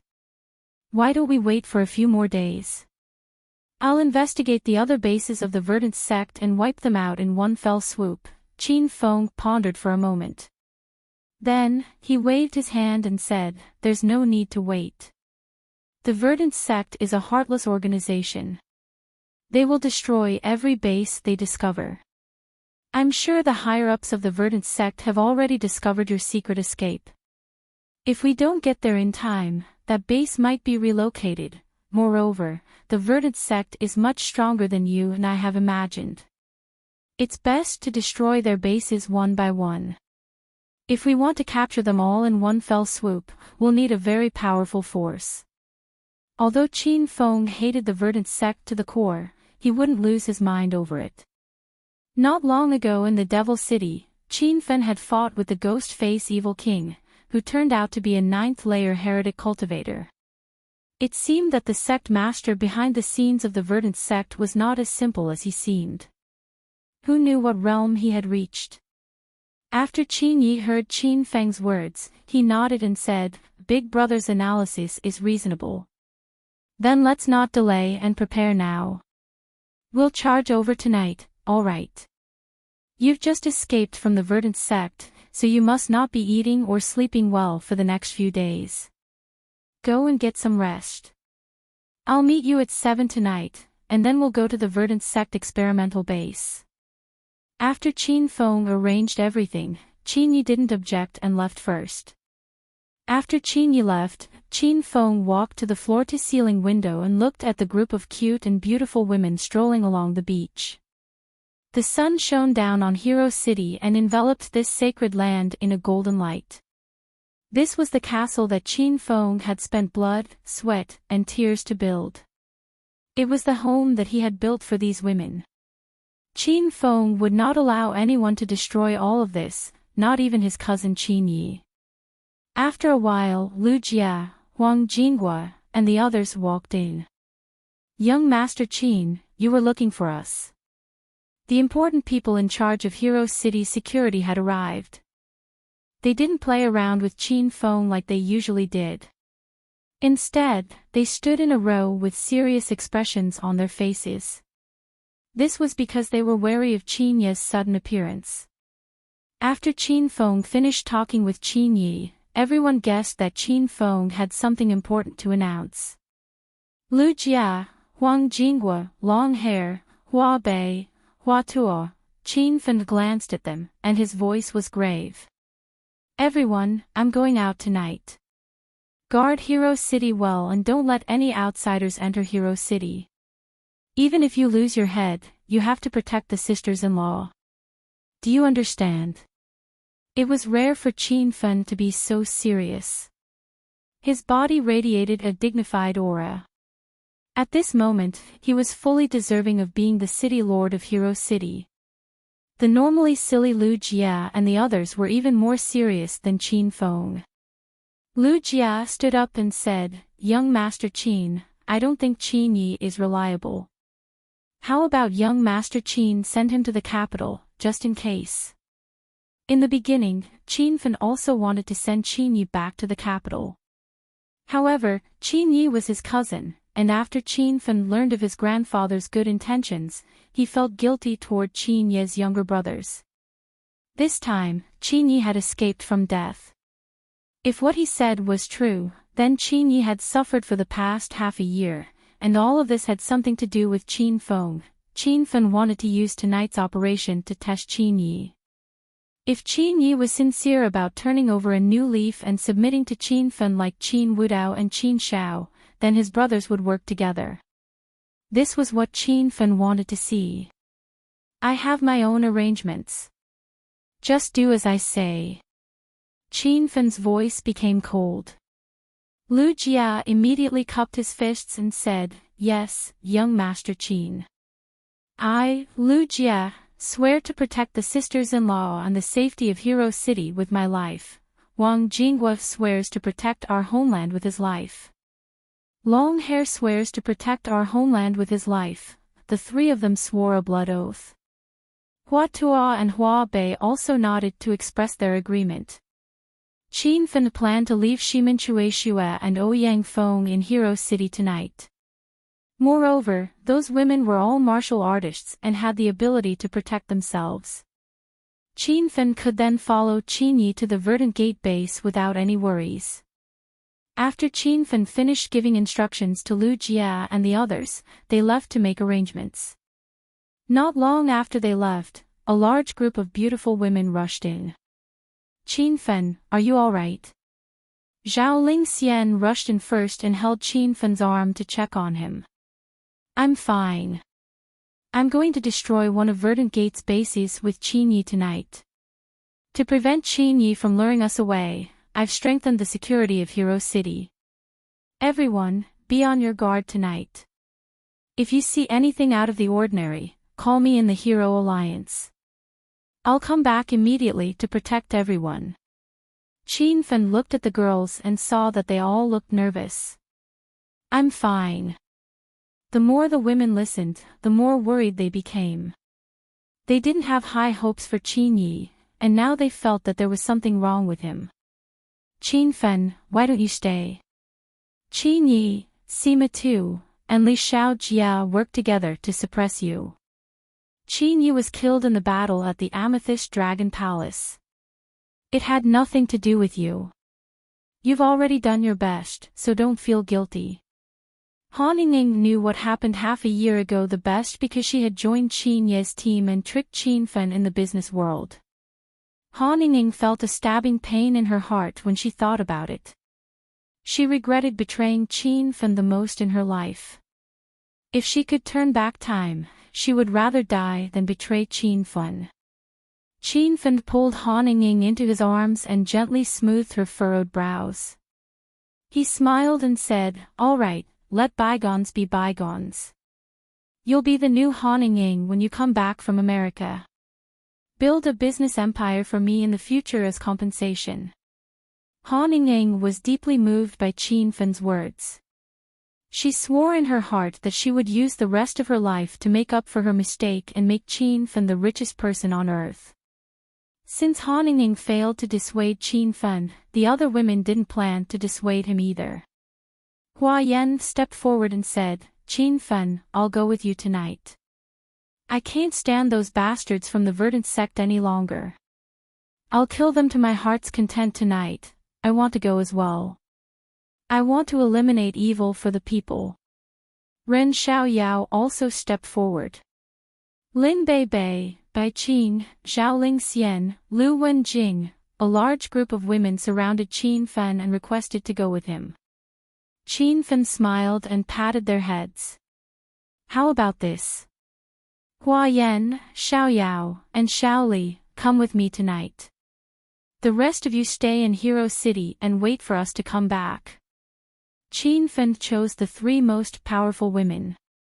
Hua Yan and Ren Xiaoyao had the strength of a Stage 8 Inner Qi martial artist. Xiaoli was a Stage 6 Inner Qi martial artist and was as powerful as a Stage 8 Inner Qi martial artist. The rest of the women pouted unhappily. However, they knew that once Qin Fen had made up his mind, there was no point in arguing with him. The women began to thirst for strength. They didn't want Qin Fen to always take the risk. They wanted to break through their cultivation as soon as possible so that they could fight alongside Qin Fen in the future. Hua Yan and the other two women followed Qin Fen after he settled the women down. Qin Fen left the glacial snow mastiff and the flaming golden eagle in Hero City to protect the women. Qin Fen, I'll go with you tonight. I'll bring the white-haired devil ape to help you. Qiao Shishir and Chang Xian ran over after everything was arranged. The two women were chatting in Chang Xian's house. When they learned that Qin Fen was going to the verdant sect's base, they immediately rushed over. Qin Fen thought it was a good idea to bring Qiao Shishir along. The white-haired devil ape was a powerful demonic beast, and it only listened to Qiao Shishir. Shishir, come with us.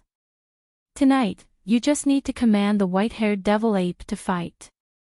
Don't do anything stupid, Qin Fen said while caressing Qiao Shishir's head. As a spirit beast master, Qiao Shishir's spiritual energy was stronger than Qin Fen's. However, her strength wasn't that great. She was only a stage 2 inner chi martial artist. Qin Fen, the verdant sect you are going to fight is very powerful, right? Can I go with you? Chang Xian had just joined the martial artist circle, so there were many things she didn't know. Qin Fen looked at Chang Xian, who had just broken through to stage 1 inner chi, and said, Big sister Xian, you don't have to go. Stay in Hero City and cultivate. Chang Xian realized that she was too weak, and Qin Feng did not dare to take her to fight. This made Chang Xian feel guilty, and she said with determination, All right, I'll work hard on my cultivation, try to catch up to this sister's progress. After everything was properly arranged, Qin Feng waited until 6:30 and called Qin Yi over. Dinner was ready, and the girls gathered around Qin Fen. Every now and then, they would raise their heads to look at Qin Fen. Qin Fen knew what the girls were thinking, but they didn't say anything since Qin Yi was there. After dinner, Qin Fen led the group and set off. Big brother, are we going with just these people? Qin Yi was speechless when he saw the 4 girls and the ape behind Qin Fen. Qin Fen didn't mind. He smiled and said, Actually, it's more than enough for me to go with you. It's just that these girls want to see the world, so I'm bringing them along to have some fun. Qin Feng wasn't boasting. If Qin Yi didn't play any tricks and really brought him to the verdant sect's research base, Qin Feng wouldn't be afraid of the people from the verdant sect with his current strength, which was comparable to stage 1 true chi, plus his flying sword and star tech. Qin Yi hadn't seen Qin Fen for more than half a year, so he didn't know Qin Fen's current strength. Even if he heard some rumors about Qin Fen, seeing it with his own eyes and hearing about it couldn't be compared. Ahem. Big brother, the verdant sect is full of evil cultivators. Their methods are insidious and changeable. I think it's safer to bring more people. Also, don't bring these sisters-in-law. If something happens to them, I won't be able to bear the responsibility, Qin Yi said as he glanced at Hua Yan and the girls. Hua Yan was already on guard against Qin Yi. Seeing him being so wishy-washy, she immediately became unhappy. Why are you acting like a girl when you're a man? Are you looking down on us women? Why don't we have a fight first? I'm not sure if you can beat me. Qin Yi immediately felt deflated. It wasn't good for him to quarrel with these women. Qin Fen stood up and said, All right, let's move quickly. Otherwise, the verdant sect will move the base away. Seeing that Qin Fen had made up his mind, Qin Yi didn't say anything more. If that's the case, everyone should be careful tonight. If we really can't beat them, retreat immediately. Saving our lives is more important. Hua Yan and the girls glanced at Qin Yi coldly and didn't say anything. Qin Fen patted Qin Yi's shoulder and said, Let's go. You lead the way. Everyone left Hero City.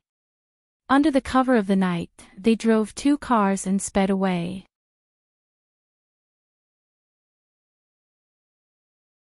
Chapter 1085.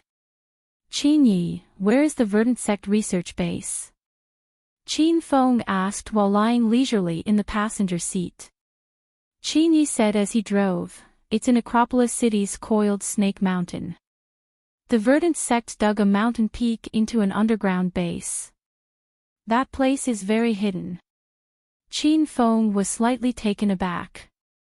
He had stayed in Acropolis City for more than 20 years, but he had never discovered the Verdant Gate's base hidden in Coiled Snake Mountain. When Qin Feng raced with Wei Xiaolei on Coiled Snake Mountain, he even killed Wei Xiaolei and Williams. It was also during that race that Qin Feng met Su Qiuyu for the first time. As the car slowly drove into Coiled Snake Mountain, Qin Feng felt a bit emotional. Qin Feng had practically been to every corner of Acropolis City, and every place had sweet memories with different women. How many Verdant sect disciples are there in this base? Qin Feng felt that he was almost at the base because he could smell the stench of corpses in the air. Qin Yi became somewhat nervous and said, "Many, at least 300 to 500 people. Moreover, there is a Verdant sect's Grand Monarch overseeing them."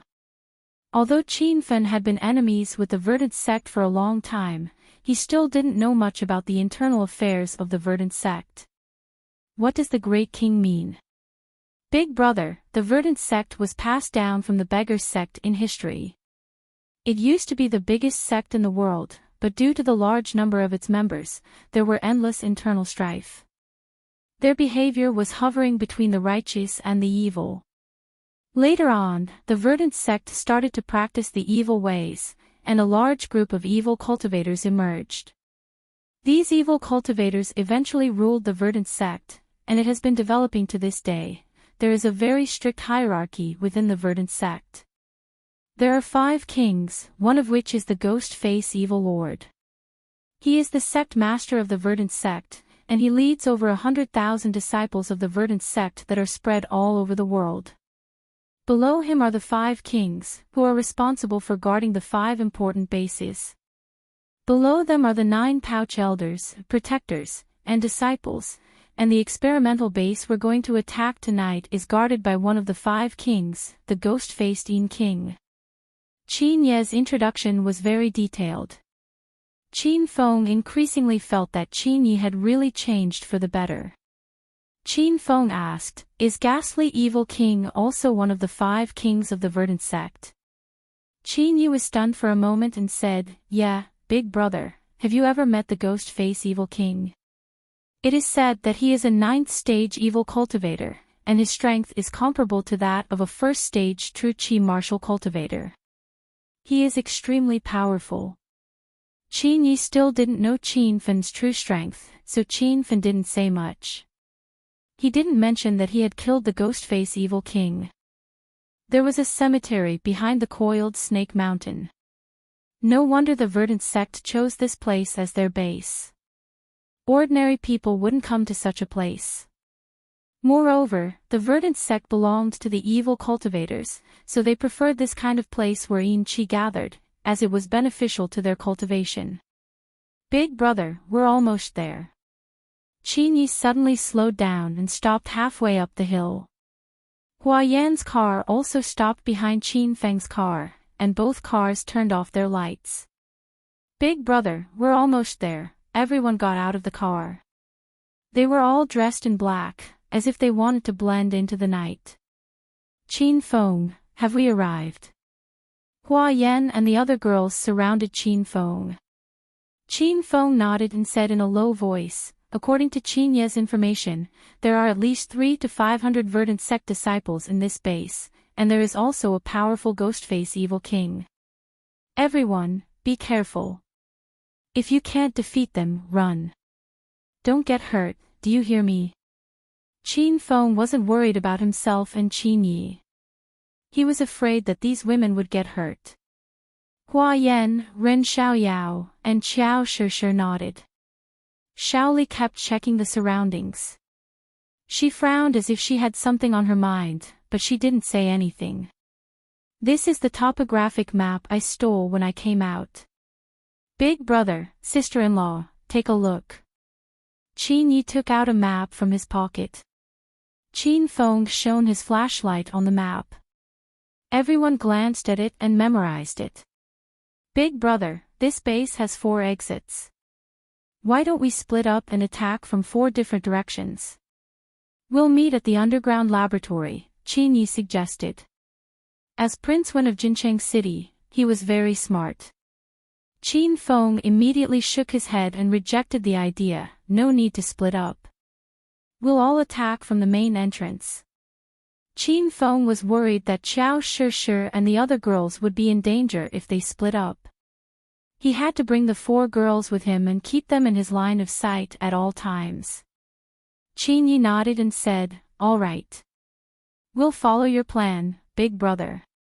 Xiao Shi and the other girls nodded. Of course, they would follow Qin Feng's plan. After they reached an agreement, Qin Feng bought 5 night vision goggles from the system and distributed them to the 5 of them. When they put on the goggles, the night before them became as bright as day. Wow!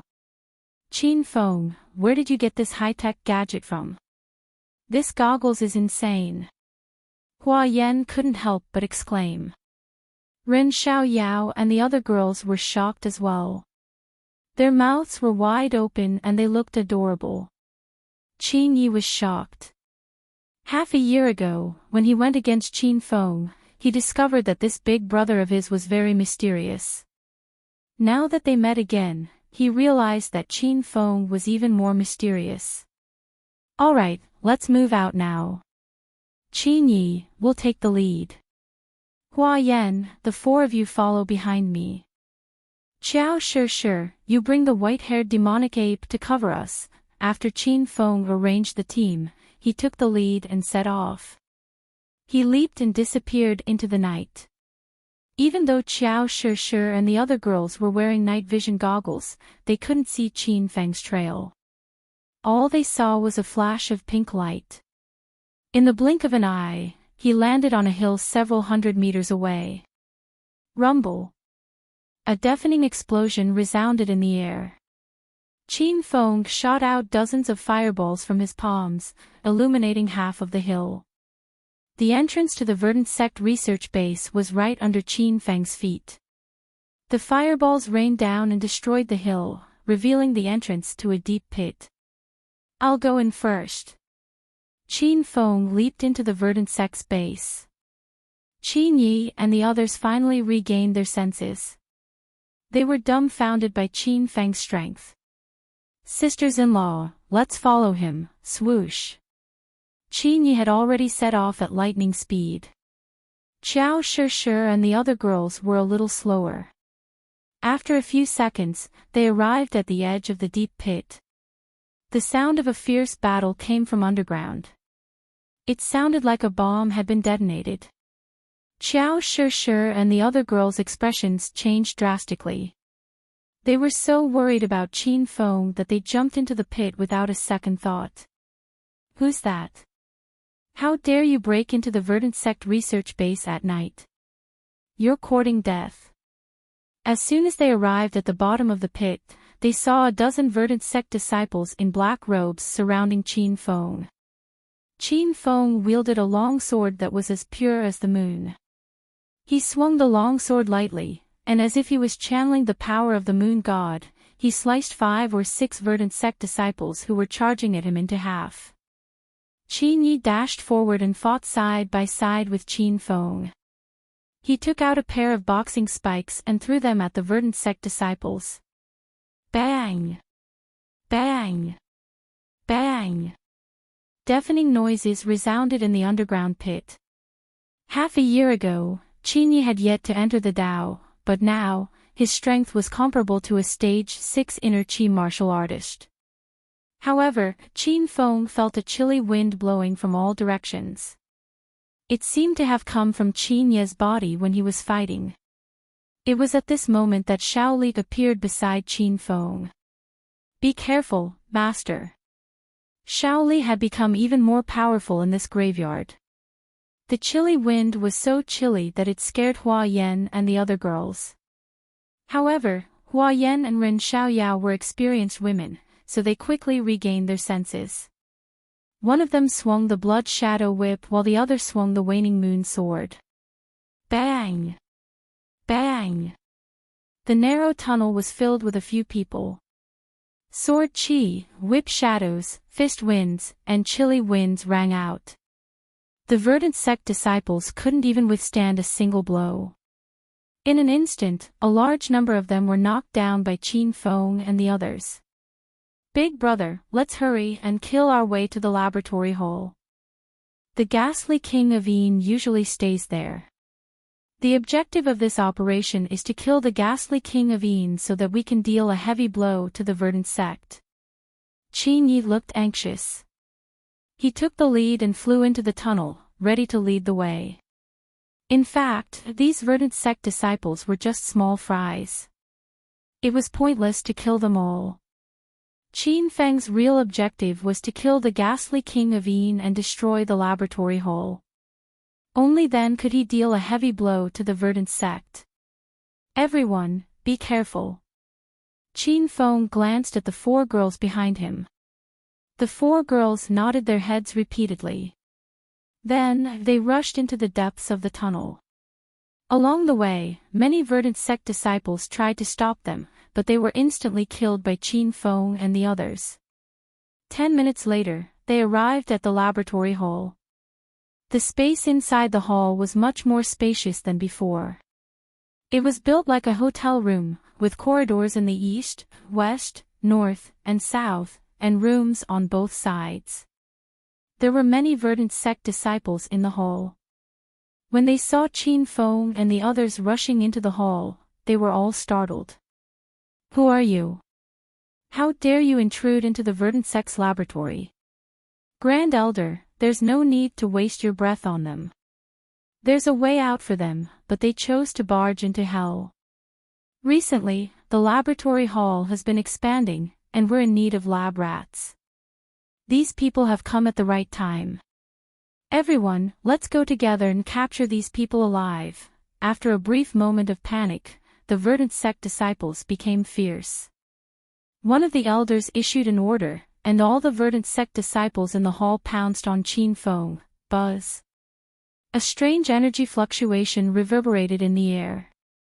Qiao Shi, who stood at the back of the crowd, suddenly floated into the air.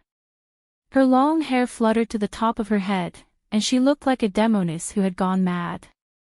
This was the first time Hua Yan, Ren Xiaoyao, and Shaoli witnessed Qiao Shi's ability. The 3 girls were puzzled. Qiao Shi was only a stage 2 inner chi martial artist, so why did Qin Feng bring her here? The 3 girls were dumbfounded when they saw Qiao Shi's ability. Roar! Roar! The white-furred demonic ape that had been guarding the back of the group suddenly went berserk. Everyone thought this ape was tall and big, but it was adorable. Who would have thought it would be so ferocious when it was enraged? The white-furred demonic ape also rushed forward. It swung its arms and spun on the ground. The dozens of verdant sect disciples that had pounced on it were instantly smashed into the wall or the ground and turned into meat paste. This was a demonic beast that had stepped into stage 1 true chi. Even Qin Feng had a headache dealing with it. How could it be a joke when it went berserk? Oh no, these people have brought a demonic beast here. Quick, call the rest of the elders and the elder of technique. Also, bring Lord Ghastly Masking King out. The elder of the verdant sect was scared out of his wits, and he hastily called for more people. The verdant sect's disciples suddenly shouted into the air, producing a strange, ear-piercing sound. This was the verdant sect's special signal.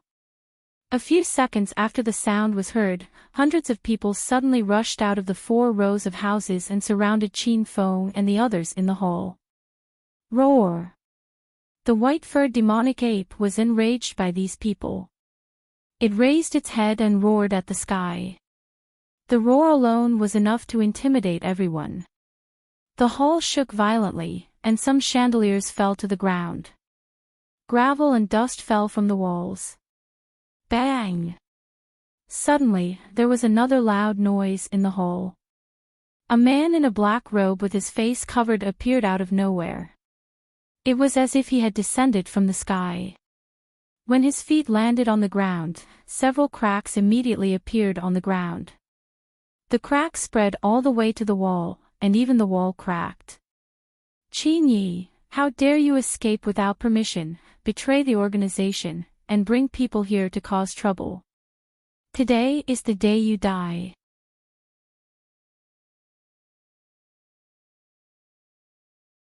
Chapter 1086. Shaoli, go guard the entrance of the base. Don't let anyone sneak in and attack. Qin Feng suddenly yelled at Shaoli behind him. Hua Yan, the three women, and Qin Yi were dumbfounded.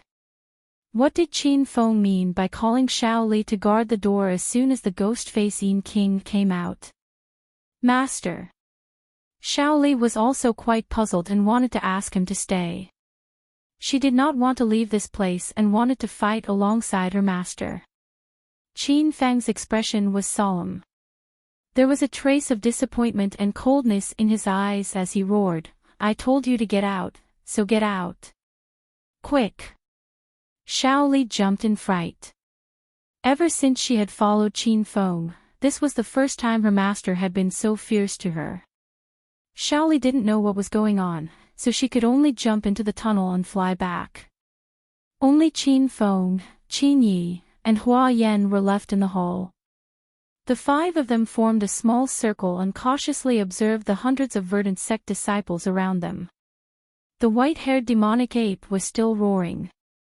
This demonic beast was already very intelligent, and it could sense that the strongest person in the group was the ghost-face King. It stared at the ghost-face King and prepared to attack. Ghost-face King, I've brought Big Brother Qin Feng here today to eradicate this experimental base of yours. The verdant sect has committed all sorts of crimes and is neither human nor ghost. All of you will go to hell. When Qin Yi saw the ghost-face King, he was instantly enraged. The ghost-face King sneered, GGG. You want to destroy this research base with just the few of you. Qin Yi, you secretly escaped right after you succeeded in your experiment. Today, you came back just in time. The ghastly masked King suddenly looked at Qin Feng and said, and you, brat. So you're Qin Feng. The verdant sect has already issued a kill order, and you're wanted all over the world. Since you've fallen into this daddy's hands tonight, I'll kill you and go back to the sect master to ask for a reward, the ghost-face King sneered again and again. He didn't put Qin Feng and the others in his eyes at all. The ghastly masked King had heard of Qin Feng's fame, but he wasn't afraid of him. There were more than 500 verdant sect disciples in the base, but Qin Feng's side only sent 5 people. Weren't these people a little too confident? Qin Feng wasted no time and launched his attack. Qin Feng had always killed the verdant sect's heartless bastards whenever he saw one. Whoosh! A pink light flashed and disappeared. A strong gust of wind suddenly swept through the entire hall. The starry sky flying sword moved as fast as lightning. Before everyone could react, the disciples of verdant sect who stood in the outermost row had already fallen to the ground. They didn't even have the chance to scream before they died. Hiss! Everyone sucked in a breath of cold air, and the atmosphere in the hall froze. The attack speed of the cosmic flying sword was so fast and fierce that Qin Feng had killed more than a dozen verdant sect disciples in a split second. However, no one knew what had happened just now. The ghost-face King's expression changed drastically, and he no longer had the confidence he had a moment ago. The disciples of the verdant sect instinctively took a few steps back and looked at their fallen comrade with a puzzled expression. Even Hua Yan, the 2 women, and Qin Yi were shocked by Qin Feng's methods. They didn't know what was going on. Whoosh! However, the sword's hum had yet to fade, and it was still flying through the crowd. Hundreds of verdant sect disciples surrounded Qin Feng's group of 5. But at this time, the disciples fell to the ground one by one like tarot cards.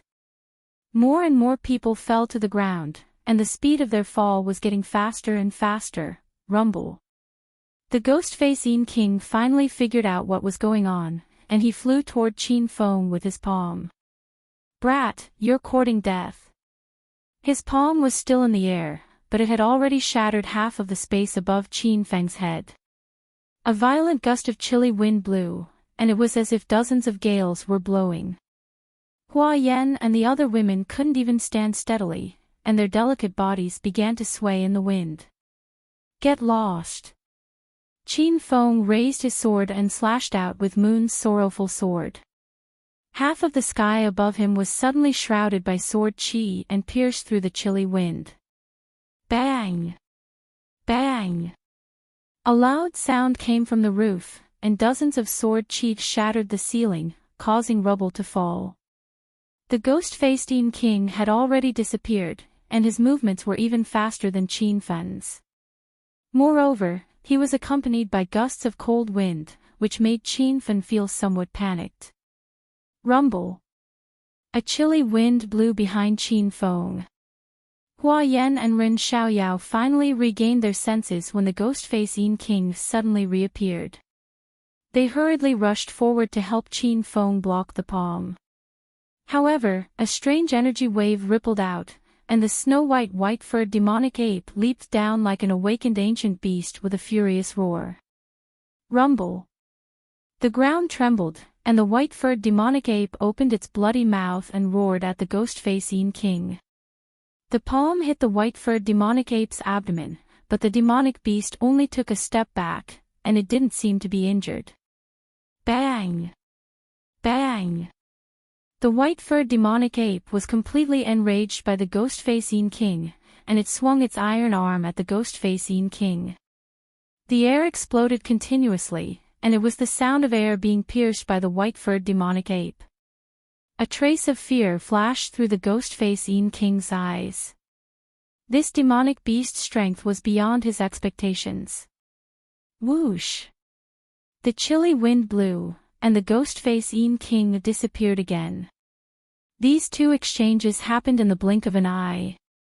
Only after Qin Feng had exchanged blows with the ghost-faced King once did the three women and Qin Yi regain their senses and join the battle. This was the difference in strength between everyone and Qin Feng. Qin Feng's title as the strongest martial artist in China's secular world wasn't just for show. With Qin Feng's current strength, killing a stage 8 inner chi expert like Hua Yan was a piece of cake for him. Hua Yan and Xiaoyao, you two deal with the verdant sect disciples. Qin Yi, you destroy the internal laboratory and rescue the hostages. Xiao Shi, deal with the ghost-faced King. I'll protect everyone. After a short exchange with the ghost-faced King, Qin Feng could tell that the old man's strength wasn't any weaker than the ghost-faced King. However, Qin Feng made a big discovery. The ghost-faced King wasn't an orthodox evil cultivator. His cultivation method was very unique. This was also the reason why Qin Feng drove Shaoli away as soon as the ghost-faced King appeared. Rumble. As soon as Qin Feng's voice fell, everyone immediately changed their formation and unleashed their killing moves. They didn't show any mercy to these deranged verdant sect disciples. The explosions in the laboratory were more intense than the battlefield. Ren Xiaoyao and Hua Yan had a tacit understanding of each other. Hua Yan brandished her blood shadow whip and attacked the verdant sect disciples from a distance. Ren Xiaoyao's moon bashful swordplay was so powerful that it was comparable to Qin Feng's moon morn. Qin Yi, hurry up. Qin Feng cooperated with Qin Yi and charged into the internal laboratory. With moon morn in his hand, Qin Feng controlled the starry sky flying swords attacks with his mind. Qin Yi was the weakest among them, but with Qin Feng's help, they charged all the way to the innermost door. Rumble. With a flash of pink light, the starry sky flying sword instantly pierced through the huge door. The door collapsed with a loud bang, revealing a completely different world inside. Big brother, I'm going in. Help me guard the door. Qin Yi disappeared from the laboratory with a leap. The disciples of the verdant sect swarmed around him like crazy, forming a dense crowd around the passageway. Rumble. Qin Feng stood alone at the entrance of the laboratory. With a wave of his hand, the long sword in his hand turned into a fiery red spear of rat halos. The spear danced in the air, and several fireballs flew out, instantly burning dozens of verdant sect disciples into ashes. The base was filled with the strong smell of corpse qi. Qin Feng had fought with the verdant sect several times before, so he was already used to it. Ren Xiaoyao and Hua Yan, on the other hand, were so disgusted that they had to hold their breath to fight. Otherwise, they would have fainted from the stench. In the hall, the most intense battle was between the white-haired devil ape and the ghastly masking king. Both of them were at the first stage of true qi.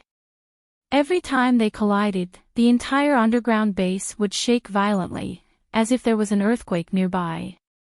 Although Qin Feng's side had fewer people, they were all existences with astonishing combat strength. The hundreds of verdant sect disciples were instantly knocked down, and it looked like they had fallen into a disadvantageous position. The ghastly masking king was so angry that he screamed. He was no longer in the mood to waste time with the white-haired devil ape. Bursts of black mist burst out from his body, and he disappeared. Everyone, be careful. This black mist can confuse the mind. The three of you stand together and grab this sword. Qin Feng was already very familiar with the verdant sect's moves. This black mist corpse qi was quite terrifying. Qin Feng waved his hand, and an angel sword flickering with a holy radiance flew into the air and landed in Hua Yan's hand. The three girls immediately stood back to back. The angel sword emitted a holy radiance and dispersed the black mist. No black mist could approach within a 1-meter radius of the three girls. It was as if there was an invisible barrier protecting them. Roar! The white-haired devil ape also ran to the three girls' side to protect them. The black mist corpse qi quickly filled the entire hall, as if it had swallowed all the light. The hall was plunged into darkness. Fortunately, Qin Feng had given everyone a pair of night vision goggles before they came in. They hurriedly put on the goggles and were able to clearly see the situation around them. Elder of Importation, set up the formation. The ghastly masking king's voice came from the black mist. Qin Feng immediately urged his thoughts, and the pink light pierced through the air. However, the starry sky flying sword didn't hit the ghastly masking king. This guy's movement speed was really fast. GGG. Ear-piercing strange noises drifted around the black mist. It sounded like laughter and crying at the same time. Although Hua Yan and the other two girls were very powerful, they were still young girls. Therefore, they trembled in fear when they heard the eerie and creepy noises. Then, the crowd witnessed a strange scene. Dozens of black-robed men suddenly appeared and piled up the injured disciples of the verdant sect. Dozens of cultivation-imparting elders stood in a strange formation and began to impart their cultivation to the injured disciples. After a short while, the verdant sect disciples that Qin Feng and the others had defeated with great difficulty were suddenly revived, as if they had never been injured. All the girls were dumbfounded. Even Qin Feng was shocked. Before they came here, Qin Yi had told him about the hierarchy of the verdant sect. These elder of importation were not very powerful, but they had cultivated the evil path since they were young. Therefore, they could impart their skills to restore the strength of the verdant sect disciples. A battle team of the verdant sect needed a king leader, elder of importation, and ordinary disciples. This kind of battle team could never be defeated because the elder of importation could constantly restore the strength of the verdant sect disciples. Even if the verdant sect disciples were killed, they could be summoned back to life for a short period of time. Qin Feng, these people are so abnormal. What should we do? Hua Yan and the other two girls were scared out of their wits. If they continued to fight like this, they wouldn't be able to defeat these verdant sect disciples even if they died of exhaustion. Don't panic, everyone. Let's kill the elder of importation of the verdant sect first. Let's see how they're going to impart their skills to us. Qin Feng roared angrily, and several loud noises came from his body. The killer book could only be used in a massacre. The more people he killed, the higher the level of the killer book, and the stronger Qin Feng's strength would be. Ever since Qin Feng obtained the killer book, he had killed many wild beasts and outer disciples in the martial world during the martial world crisis. Then, he had raised the killer book to the 3rd level.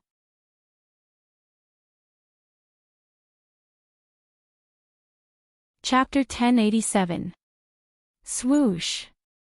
Qin Feng activated the killer book, and the starry sky flying sword turned into a pink light and flashed among the crowd. In a breath's time, a row of verdant sex disciples fell to the ground. To prevent the elders from healing their injuries, Qin Feng used the flying sword and pierced through their heads. Then, a series of explosions followed, turning the verdant sex disciples into a sea of blood. Hua Yan and the other 2 girls were dumbfounded. They knew Qin Feng was powerful, but they didn't know he could be so cruel when he was angry. However, the 3 girls quickly came back to their senses. All the evil cultivators of the green sect deserved to be killed. These people had harmed countless ordinary people. Killing them was the same as killing the evil and restoring peace and harmony to the land of Huaxia. Sisters, let's kill to our heart's content today. Hua Yan shouted, and the blood shadow whip in her hand slashed in the air. Hua Yan was a dual elemental demon cultivator with both fire and ice attributes. In order to prevent the elders from recovering their strength, Hua Yan purposely used fire attacks to burn the verdant sex disciples into ashes. Xiao xiao xiao. Ren Xiaoyao's jade-like hands trembled, and the waning moon sword spun rapidly. Sword chi filled the air, and a dozen verdant sex disciples exploded in an instant. Qiao Shishir didn't join the fight herself. She controlled the white demonic ape to fight the ghastly Maskeen King. The hall was instantly turned into a living hell. Rumble. A loud explosion sounded behind the white demonic ape. Although this demonic beast was powerful, it was still a demonic beast, and its intelligence was no match for a human's. In addition to the black fog, the white demonic ape lost its sense of direction and quickly fell into a disadvantageous position. After retreating a few meters, the white demonic ape finally stopped, and the 3 girls were exposed to the ghastly Maskeen King's attack. A black shadow appeared, and a skinny palm slapped toward the 3 girls. Hua Yan quickly pushed Xiao Shishir and Ren Xiaoyao away, but she was hit by the palm and was sent flying into the wall. Puff! Hua Yan spat out a mouthful of blood. Xiao Shishir and Ren Xiaoyao were so anxious that tears came out of their eyes. They quickly shouted for Qin Feng, save Hua Yan. Swish. Before the 2 women could finish their words, Qin Feng had already flown over with the Ghostface Yin King following closely behind him. The Ghostface Yin King sent a palm strike at Hua Yan, who was stuck in the wall. Qin Feng hugged Hua Yan and ran. Rumble. The flying sword and the yin wind from the Ghostface Yin King's palm collided, causing the surroundings to explode violently. The hall had long since become unrecognizable, with gravel and dust continuously falling from the ceiling. It felt like the underground base would collapse at any moment. Yan, are you all right? Qin Feng carried Hua Yan to a corner where Qiao Shishir was controlling the white-haired demonic ape to stop the Ghostface Yin King. Hua Yan's face was pale, and her breathing was rapid. She endured the pain and smiled at Qin Feng, my chest was hit. It hurts. Qin Feng quickly took out a chi-strengthening pill and stuffed it into Hua Yan's mouth. Then, he rubbed her heart and said, "It's okay. You'll be fine in a while. Yan, you have to hold on." "Yes. But it's no use rubbing it, you have to kiss it." Hua Yan knew that Qin Feng was worried about her, but she didn't want Qin Feng to worry, so she purposely joked with him. Qin Feng's eyes were bloodshot. He forced a smile and said, "All right, I'll take you home for a kiss after I take revenge for Yan Yan." Qin Feng placed Hua Yan in a corner, and Ren Little Demon immediately flew over to protect her. Qin Feng's nocturnal clothes had long disappeared, and they were replaced by the purple thunder wild robe. Qin Feng was enraged, and his eyes were spitting fire. The purple light on Qin Feng's battle robe seemed to surge with electricity. It was filled with uneasiness. Two dazzling balls of fire burned on Qin Feng's fists. Pink cosmic flying swords and countless purple lightning bolts flew around his body. Rumble. Qin Feng's figure suddenly disappeared, and in the next second, he reappeared in the middle of the crowd. Tiger and dragon roars resounded in the air. Qin Feng used the destructive fire and the special thunder tiger fists to attack the verdant sect disciples. Pink light danced around Qin Feng, and every time he passed, a verdant sect disciple would fall to the ground and explode. Purple lightning bolts fell from the sky and split the earth. The verdant sect disciples who were hit by Qin Feng's fists instantly turned into ashes and vanished into thin air. Bang! Bang! Bang! Bang! Bang! Bang! The verdant sect disciples were like ants in front of the enraged Qin Feng, and he killed them with every punch. The system notification resounded in Qin Feng's mind. "Congratulations, host Qin Feng, for eliminating 10 people, you have upgraded the killer book to level 1. Congratulations, host Qin Feng, for eliminating 30 people, you have upgraded the killer book to level 2. Congratulations, host Qin Feng, for eliminating 50 people, you have upgraded the killer book to level 3. Wherever Qin Feng went, everything was turned into hell. Even the frenzied verdant sect disciples were afraid of Qin Feng. Many of them had already started to run for their lives, and they looked at Qin Feng as if he was a demon from hell. Qin Feng stepped on the corpses, and the blood on the ground covered his shoes. However, he did not stop. In less than a minute, he had upgraded the killer book to level 3. At this moment, Qin Feng's overall strength had increased by 2.5 times, and he had reached stage 1 true qi. Combined with his powerful attacks, he could unleash the strength of a stage 2 true qi cultivator. Although Qin Feng was alone, he seemed to be able to defeat an army of thousands. Ren Xiaoyao and Hua Yan were dumbfounded. The two girls were infatuated with Qin Feng, and they realized that their man was really handsome and domineering. Solitary 9 swords. Rumble. Qin Feng waved his hand, and Moon's sorrow descended from the sky. It looked like a simple slash, but it instantly enveloped the entire hall with sword qi. The verdant sect disciples in the hall screamed in agony. Those who were struck by the sword qi had their bodies split open and exploded into pieces of flesh and blood. Congratulations, host Qin Feng, for eliminating 100 people, you have upgraded the killer book to level 4. The system notification sounded again. This was the first time Qin Feng had upgraded the killer book to level 4. Qin Feng's overall strength had increased by 3 times under the effect of the killer book. His body emitted a fiery glow, and he looked like a demon from hell who had just emerged from the flames. Bang! Bang! Bang! Along with the increase in his strength, Qin Feng instantly comprehended more advanced combat techniques. The solitary 9 swords and the special thunder tiger fists had unleashed unimaginable power, and even Qin Feng was amazed. The sturdy underground base could no longer withstand Qin Feng's radiance, and the corner where Hua Yan and Qiao Shishir were standing began to collapse. The two girls quickly ran to Qin Feng's side, but Qin Feng stood in front of them like an unyielding mountain, protecting them with all his might. Shishir, come here quickly. Qin Feng's roar shook the ground. Shocked by Qin Feng's strength, Qiao Shishir hastily leaped onto the white-haired devil ape's shoulder and ran to Qin Feng's side. Qin Feng stood at the entrance of the base, and before him was a large hole. The hole was littered with corpses. Only a few of the 500 verdant sect disciples were left, and half of them were killed by Qin Feng. Rumble. He clapped his palms together, and even the intensity of the fire of destruction skyrocketed. Wherever the flames went, the walls and reinforced concrete quickly melted. The temperature in the hall rose sharply, and it was like a sauna. The three women were covered in fragrant sweat, and their clothes were sticking to their skin.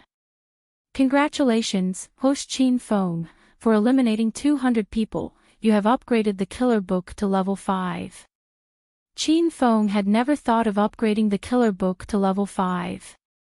In today's society, it was impossible to eliminate 200 people. However, Qin Feng did it tonight in the verdant sect space. He killed the verdant sect disciples without blinking an eye, and it was as easy as stepping on 200 ants. After upgrading the killer book to level 5, Qin Feng's strength increased by 5 times. The murderous aura gushing out of his body seemed to solidify.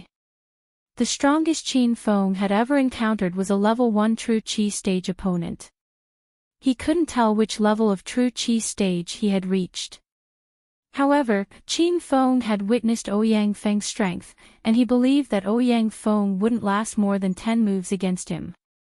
Master, are you alright? Qin Feng's sudden increase in strength scared Ren Xiaoyao. She hastily held Qin Feng's arm from behind, afraid that Qin Feng would go berserk. Hua Yan and Qiao Shi looked worried, but Qin Feng was fine. He smiled at the three women and disappeared from their sight. Bang! Qin Feng reappeared in the blink of an eye. He punched the ghastly Masking King, who was hiding in the dark, and sent him flying. At this moment, the ghastly Masking King couldn't even withstand a single blow from Qin Feng. The Yin King sank into the wall and stared at Qin Feng in horror. Up until now, he still hadn't figured out what was going on. Qin Feng's strength rose from the peak of stage 9 inner Qi all the way to stage 2 of true Qi. What kind of crooked cultivation method did you practice?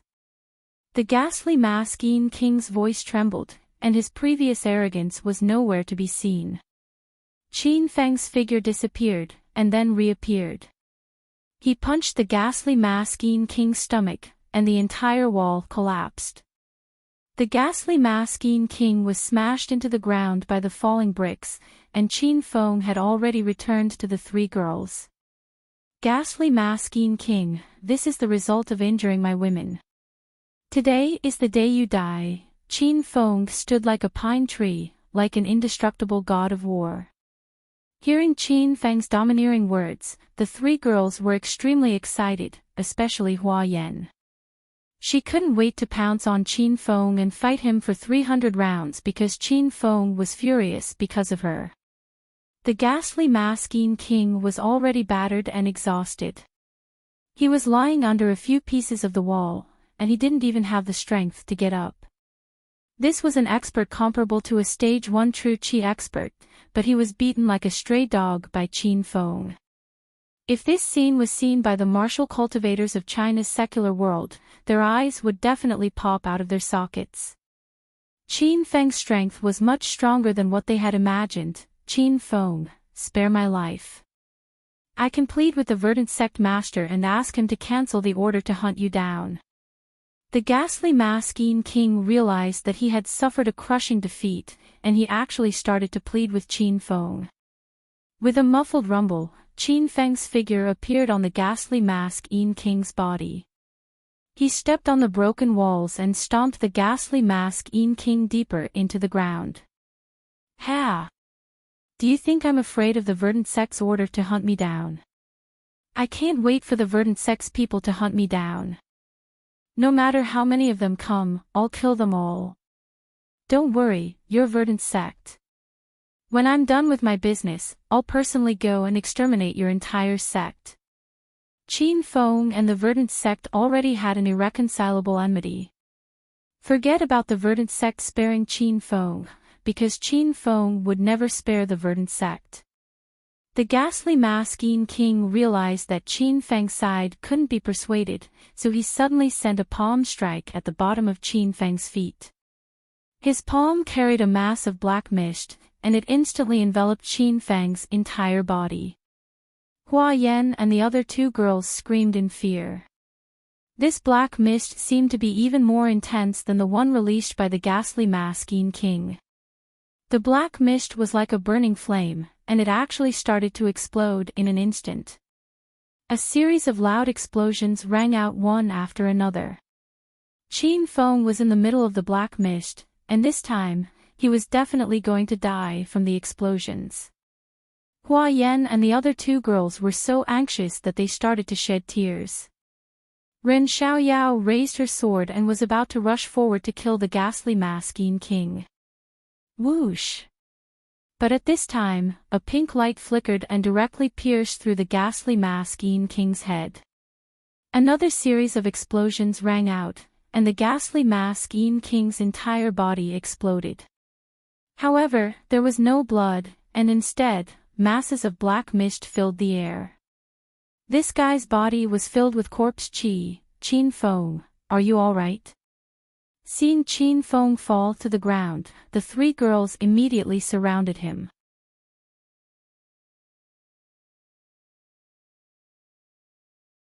Chapter 1088. Not long ago, there was a fierce battle in the hall, as if it was the end of the world. At this time, the hall fell into silence. If it weren't for the messy floor and collapsed walls, it would seem as if nothing had happened. The effect of the 5-stage killer book hadn't worn off yet, so Qin Feng didn't know which stage of the true Qi stage he was now. Qin Feng's body emitted a surging murderous aura. His overbearing aura made it difficult for Hua Yan and the other women to breathe. Even the ferocious white-furred devil ape was slightly afraid of Qin Feng and kept a safe distance from him. The three women were dumbfounded as they looked at the scene of an earthquake. They couldn't accept it even though they had seen it with their own eyes. Big brother, how are you guys? Qin Ye's voice came from the experimental base. Qin Yi ran out with a group of subjects. As soon as they arrived at the door, they were stunned by the scene in front of them. They didn't know what had happened here. Qin Yi, is the base destroyed? Qin Feng looked at Qin Feng and asked. Qin Yi hadn't come to his senses yet. His eyes were full of shock. He stammered, It's destroyed. These are the subjects I rescued. Are you guys done? I was about to come out and help. Okay, then let's go. Qin Feng didn't say anything and took the lead to walk out. The three women quickly followed Qin Feng. They had fought to their heart's content tonight. Qin Yi and the hundreds of experimenters foolishly followed behind Qin Feng and the others. When everyone walked out of the underground laboratory, someone in the crowd finally shouted excitedly. We really rescued them. That's great. That's really great. Is this young hero the one who saved us? Young hero, you are our second parent. Please accept this old man's salute. An old man kneeled on the ground and kowtowed to Qin Feng with tears streaming down his face. The others also knelt down in unison. They lived an inhuman life in the Verdant Gate base. They couldn't die even if they wanted to. Half of the subjects had their organs replaced with corpse qi, and the other half had their blood replaced with animal blood for experiments. Thank you, young hero, for saving our lives. Hundreds of people bowed to Qin Feng. The scene was too shocking. Qin Feng hurriedly helped one of the elders to get up. Hua Yan and the other two girls also couldn't bear it, so they helped everyone up. Everyone, please rise. I have an irreconcilable grudge against the Verdant sect. It's my duty to annihilate the Verdant sect, and it's my duty to save everyone. You don't have to be so courteous with me. We're all Chinese compatriots with the blood of the dragon flowing in our veins. We're family, Qin Feng's words were hot-blooded and impassioned, and the rescued subjects were moved to tears. Shaoli had already come to Qin Feng's side, but her expression was a bit unhappy. She kept her head down and didn't say anything. "Big brother, let these people go," Qin Yi suggested. Qin Feng gave Qin Yi a meaningful look. He shook his head and said, "If we let these people go, they'll die anyway. They've already been modified by the verdant sect. Without the verdant sect's corpse energy or animal blood to sustain them, they won't live for more than 3 days." Qin Feng's words gave everyone a fright, and they wanted to kneel down again. "Young hero, since you're able to destroy the verdant sect's research base, you must be a very powerful person. I hope young hero can save everyone's life. In the future, we'll repay young hero's kindness by working like a slave." Qin Feng waved his hand. After everyone quieted down, he said, "Don't worry, everyone. Come back with me. I have a way to save you." "Really? Thank you so much, young hero. You're like a living bodhisattva." Everyone was grateful to Qin Feng. Hua Yan and the other 3 women were also very happy. The reason why these women were willing to follow Qin Feng and didn't care that there were many other women around him was because of Qin Feng's unique charm. Qin Feng would never show any mercy to his enemies and evildoers. He would kill them all. Qin Feng was as tender as water to good people and his family, and he would even sacrifice his life for them. Everyone loved this Qin Feng, and they loved him so much that they couldn't help themselves. The 4 women surrounded Qin Feng, and they all wanted to throw themselves into his arms. Qin Feng had already led everyone back to Hero City. Since there were too many test subjects that had been rescued, Qin Feng gave Lu Jia a call. Not long after, Lu Jia and Huang Jinghua arrived with a large group of people. There were more than 30 cars in total. Qin Feng briefly explained the situation to Lu Jia, and Lu Jia and Huang Jinghua arranged for everyone to get into the cars. On the other hand, Qin Feng drove the car they came in with the 4 women and led the charge. More than 30 BMWs followed behind them. Under the night sky of Orchid City, this luxurious motorcade attracted many onlookers. "Qin Feng, are you alright?" Qin Feng was surrounded by the women as soon as he returned to Hero City. Tonight, Hero City was peaceful. No one attacked them. Qin Feng greeted the women and arranged for the rescued subjects to be treated. "Senior Huatuo, can you cure these people?" Qin Feng asked Huatuo. Huatuo didn't express his opinion directly. He walked over to the group of test subjects and randomly picked a few people to feel their pulse and check their physical conditions.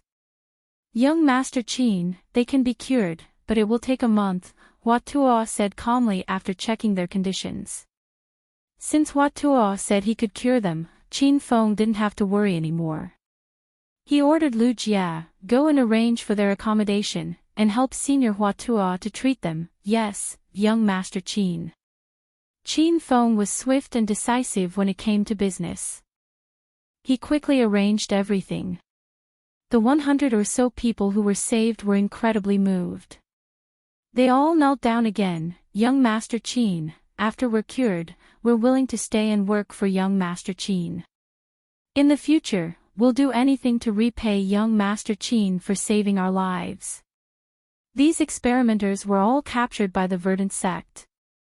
Many of their relatives had died during the experiments. These people had a similar life experience as Shaoli, and they were all alone in this world without anyone to rely on. Qin Feng's heart softened. He looked at the crowd and said, "All right. Everyone, focus on your treatment for the next month. After you're cured, you can choose to stay or leave. If you're willing to stay and develop your career in Hero City, I'll welcome you with open arms." Hero City was developing rapidly, and it was changing every day. Right now, Hero City was in dire need of manpower, and Qin Feng didn't want just anyone. He needed people like Lu Jia and Longhair, who would follow him with all their hearts. That way, the safety of Hero City would not be compromised, and such a person was extremely valuable. The 100 or so test subjects in front of him could cultivate a group of people who were loyal and devoted to Qin Fen. Qin Fen had given them a second chance at life, and this kindness was even more valuable than gold.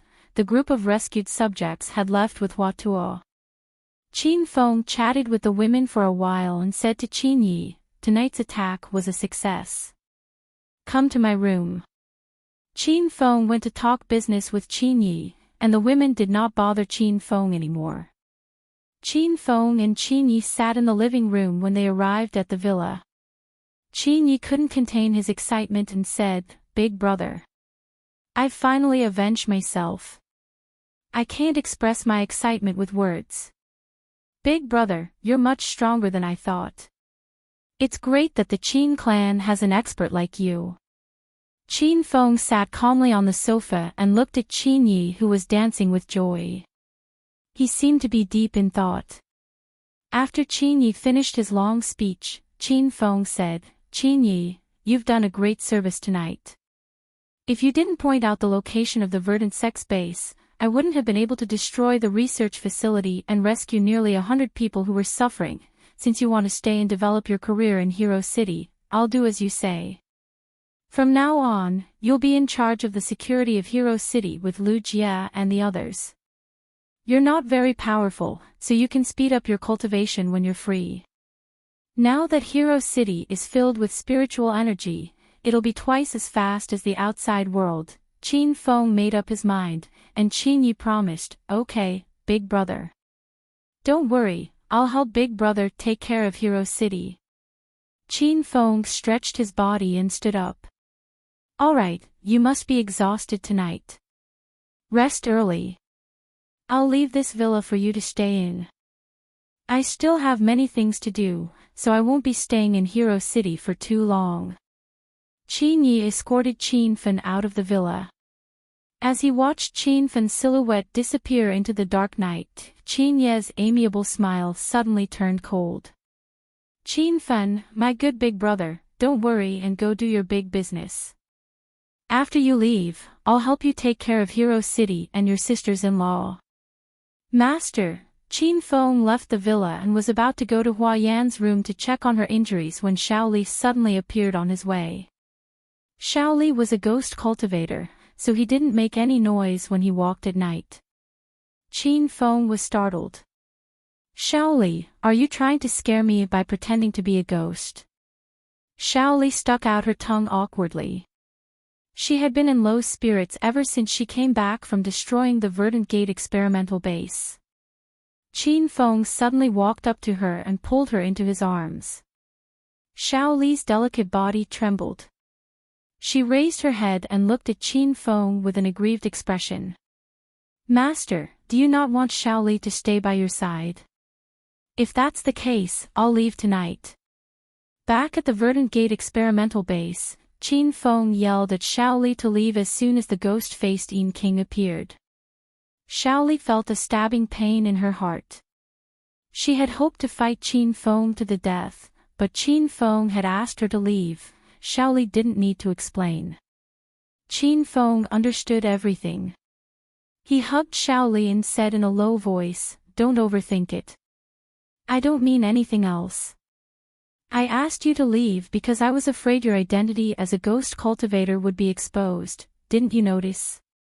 Both Qin Yi and the ghost-faced Yin King are ghost cultivators." Qin Feng's words shocked Shaoli. She seemed to have suddenly understood something. She hastily said, "Master, actually, when we broke into the underground tunnel of the experimental base, I felt something was wrong with Qin Ye's cultivation method. When I approached him, I felt waves of chilly wind. I thought it was my own chilly wind. But now that Master said it, I understand. He really is a ghost cultivator." Qin Feng nodded and asked with a solemn expression, "Shaoli, does your sect of ghost cultivators have any evil methods to bring the dead back to life?" Shaoli's big eyes turned. She thought for a while and shook her head. It's impossible to bring the dead back to life. However, ghost cultivators cultivate their soul power, not their physical bodies. Even if their physical bodies die or explode, as long as their soul power remains, they can attach to a new physical body and continue cultivating. To put it simply, even if my physical body is destroyed, as long as my soul power remains, I won't die. Shaoli explained the true meaning of ghost cultivators in detail. Qin Fang's eyes lit up. He had already seen through the secret behind the destruction of the Verdant Gate. He bent down and whispered something into Shaoli's ear. Shaoli's expression changed drastically after hearing Qin Fang's words. She cried out in fear, "So that's how it is. Master, Shaoli has wronged you." "Don't worry, Master. I'll definitely keep an eye on Qin Yi."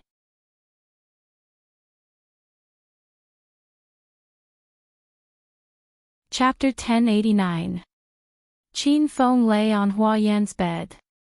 Hua Yan was so tired that she fell asleep in Qin Feng's arms. Last night, when Qin Feng came to check on Hua Yan's injury, Hua Yan insisted on Qin Feng kissing her. Qin Feng kissed her and was busy until this morning. Looking at Hua Yan's tired and quiet face, Qin Feng did not disturb her and left her room. Early in the morning, Li Ye and Ao Shaowan rushed over from Hong Kong. Every day, these two women would ask if Qin Fen had returned to Hero City. If Qin Fen returned, the two women would immediately fly to Hero City to play with him. There were too many women around Qin Feng. Only then did Qin Feng realize that he had been too flirtatious. "Big brother Qin Feng, it's time for us to hunt sharks. Otherwise, we can go to Devil Beast Mountain to hunt." Zhang Kuku had been pestering Qin Feng every day. Even Qin Feng was afraid of this woman. The ancient giant beast's gene was really powerful. "Kuku, stop fooling around. It's not appropriate for a girl to hunt sharks every day. Be careful that you don't scare away your fans." Rao Sherman rolled her eyes. She wished she could cut ties with Zhang Kuku. The other women also stopped Qin Feng from going hunting. Apart from Zhang Kuku, none of them wanted to go hunting. That was not something women should do. Qin Feng brought the women to the beach. The food cooked by Qin Feng with the destructive fire was absolutely delicious. The women were drooling. There were 3 superstars in the crowd, the pretty girl group and Cher. The rest of the girls were already familiar with the pretty girls, and they had gotten closer to Cher over the past few days. They weren't like Cher, who had rejected Cher when she first arrived. "Sherman, why don't you and Kuku sing, Because of You? I love that song." Qin Feng's women were very young. They were at the age to chase after stars, so they liked the pretty girl group very much. Lin Bei Bei clapped her hands and cheered, "Oh right, Cher, your role in My Rich Missy was so good. I watched it 5 times and cried 5 times, I remember now." Didn't the pretty girl group and Cher co-star in a movie called Hedonist Sovereign? The movie was released recently and broke the international box office record. I like Jing Shuai very much. Do you have his contact? Bai Qing was infatuated, and Zhao Ling Xian, Lu Wenjing, and the other women couldn't stay calm. I also want Marshal Zhang's contact information. "Sure man, tell me secretly." Handsome Zhang isn't handsome, but his charisma is irresistible. He's a true actor. He relies on his acting skills. Su Xiatian shouted as she bounced up and down. As soon as they started talking about Jing Shuai, all the girls went crazy and ignored Qin Feng. The beautiful girls pretended not to know anything and did not speak.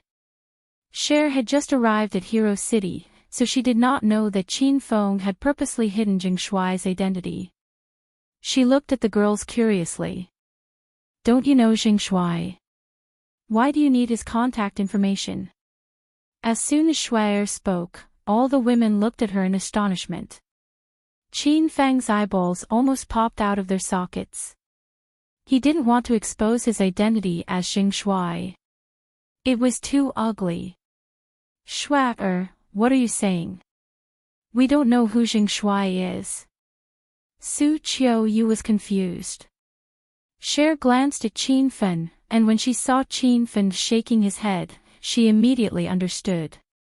Oh. That's my mistake.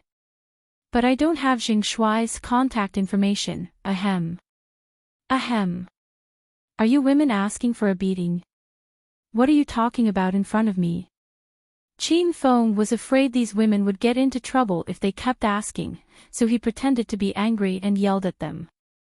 The women immediately shut their mouths and stole glances at each other. They wanted to laugh but held back their laughter. Rao Sherman said, Qin Feng, I have something to talk to you about alone. Kiki, Cher, come with me. Rao Sherman walked to the side, and Qin Feng and the others followed her. Sherman, what's the matter? Qin Feng guessed it had something to do with Xing Shuai's identity. Qin Feng, our movie Hedonist Sovereign is doing very well at the box office. In a week, we'll be presenting the award at the Cannes Film Festival. You've been nominated for the Golden Deer Award. Do you want to go? Rao Sherman knew Qin Feng was just acting for fun. Now that Qin Feng had regained his identity, he probably wouldn't be interested in the Golden Deer Award. The Golden Deer Award. Of course I want to go. I must get this award. Qin Feng thought of the Superstar mission. He hadn't completed the Superstar main mission and the second side mission, and the second side mission was for Qin Feng to win the Golden Deer Award. Rao Sherman and the other two women were stunned. They didn't expect Qin Feng to be interested in the Golden Deer Award. Qin Feng was already the #1 martial artist in China's secular world. Was he going to become the #1 male celebrity in China? Qin Feng, are you really going? That's great. Cher was excited after she regained her senses. The beautiful girls looked at Cher in confusion. They couldn't understand her thoughts. Qin Feng asked, What's wrong, Cher? Are you going to attend the Cannes Film Festival? Cher glanced at the beautiful girls vaguely and then at Qin Feng. Why don't I talk to you later? Qin Feng immediately understood Cher's intention. Perhaps Cher had some secrets about the system that she couldn't reveal in front of the beautiful girls.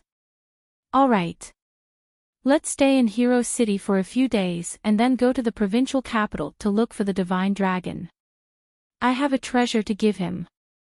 After that, we'll attend the Cannes Film Festival and bring home the Golden Deer Award.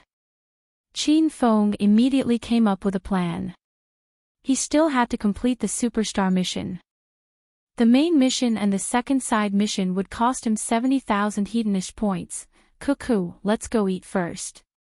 Rao Sherman could tell that Cher wanted to talk to Qin Feng alone, so she pulled Zhang Cuckoo away. After the two women left, Qin Feng looked at Cher and asked, Do you have something to tell me? Cher nodded and said, Qin Feng, I have many unfinished missions. Flower Squirrel told me that you can help me complete the missions, and the star points you get will be converted into hedonist points for you. Cher was different from Qin Feng. After she obtained the Sovereign Superstar system, she was more afraid and didn't have the heart to complete the missions. Qin Feng, on the other hand, had become a quest master after owning the system for so long. Okay, then share the missions with me. I'll see what they are. Qin Feng agreed without thinking. The two of them sat on the beach. Cher held Qin Feng's arm and transferred all the missions to the Hedonist Sovereign system. Superstar Mission 1, become a popular movie star with over 30 million Weibo fans. Mission time limit, 6 months. 1 month left. Superstar Mission 2, shoot a blockbuster movie. Make the movie's box office exceed 10 billion Weibo fans. Mission time limit, 6 months. 1 month left. Superstar Mission 5. Obtain an Oscar Golden Phoenix Award. Mission time limit, 6 months. 1 month left. Chin Fong looked at the missions in Cher's superstar system. Most of them were related to celebrities. To Chin Fong, Cher's missions were not difficult. Chin Fong said, "Leave these missions to me. Let's start now." Chin Feng's words were a little ambiguous. He said to start the missions now, but Cher's heart suddenly tightened. She thought of doing other things. She shyly buried her head in Chin Feng's arm and said nothing. Chin Fong took out his phone and logged into his Weibo account, which he hadn't used for a long time. When Chin Fong was doing the celebrity mission as Xing Shui, the first side mission was to become a popular singer, and the system's criterion was to have 20 million Weibo fans. Chin Fong had already reached 20 million fans. After a month of absence, Xing Shui discovered that his fan count had skyrocketed again. It had exceeded 35 million fans. He guessed that it had something to do with the box office sales of Hedonist Sovereign. Chin Fong looked at Cher's missions. The first side mission of Superstar was to have over 30 million fans. The third side mission was to have a rumored boyfriend. Chin Fong immediately took out his cell phone and looked at Cher in his arms. He suddenly pulled down the collar of her dress and pressed his face against Cher's lips. "Ah. Chin Fong, are we going to do it?" Cher was already flustered. Now, she became even more nervous. Ever since Chin Fong defeated the Divine Dragon in the battle at Mount Celestial Dragon, Cher had decided to follow Chin Fong. Whenever Chin Fong wanted her body, Cher would not resist. Chin Fong misunderstood Cher's meaning. He nodded and said, "Of course we're going to do it. Stick closer to me and be more intimate with me." Cher's face was so red that it was about to drip water.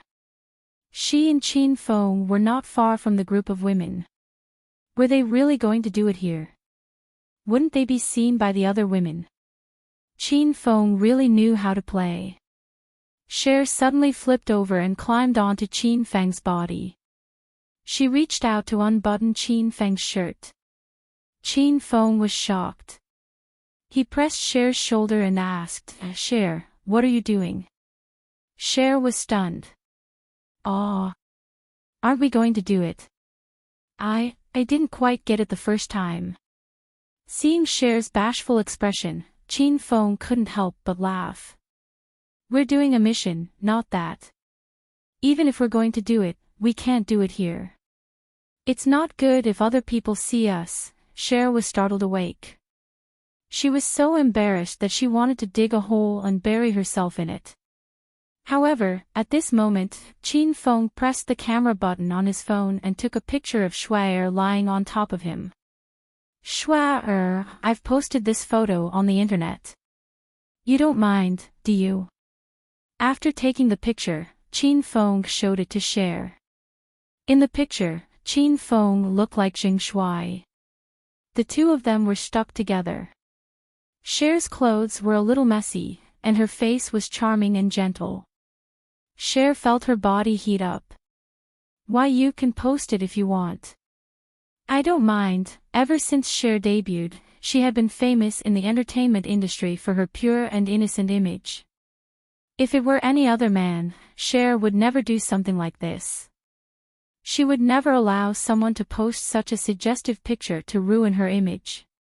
Cher knew very well that her reputation would be tarnished after posting this picture. However, Cher listened to Chin Fong. Since Chin Fong did this, he naturally had his reasons. After obtaining Cher's approval, Chin Fong edited the picture, added some words, and posted it on his Weibo. After doing this, Chin Fong checked the other missions in Cher's system. The Super All-Rounder Star Side Mission 2 could also be completed. It required Cher to participate in the filming of a big movie, and the box office had to exceed 10 billion. Actually, Chin Fong was a little puzzled. didn't Cher star in the movie Hedonist Sovereign? This movie's box office had already exceeded 10 billion. Why didn't Cher's system complete this mission? Cher, didn't the movie Hedonist Sovereign break 100 million in the box office? Qin Feng asked. Cher's blush had yet to recede. She lay quietly in Qin Feng's arms and said, I asked Flower Squirrel. She said that I withdrew from filming the movie at the end. The producers cut out all of my scenes. I don't have a part in the movie, so I didn't complete the mission.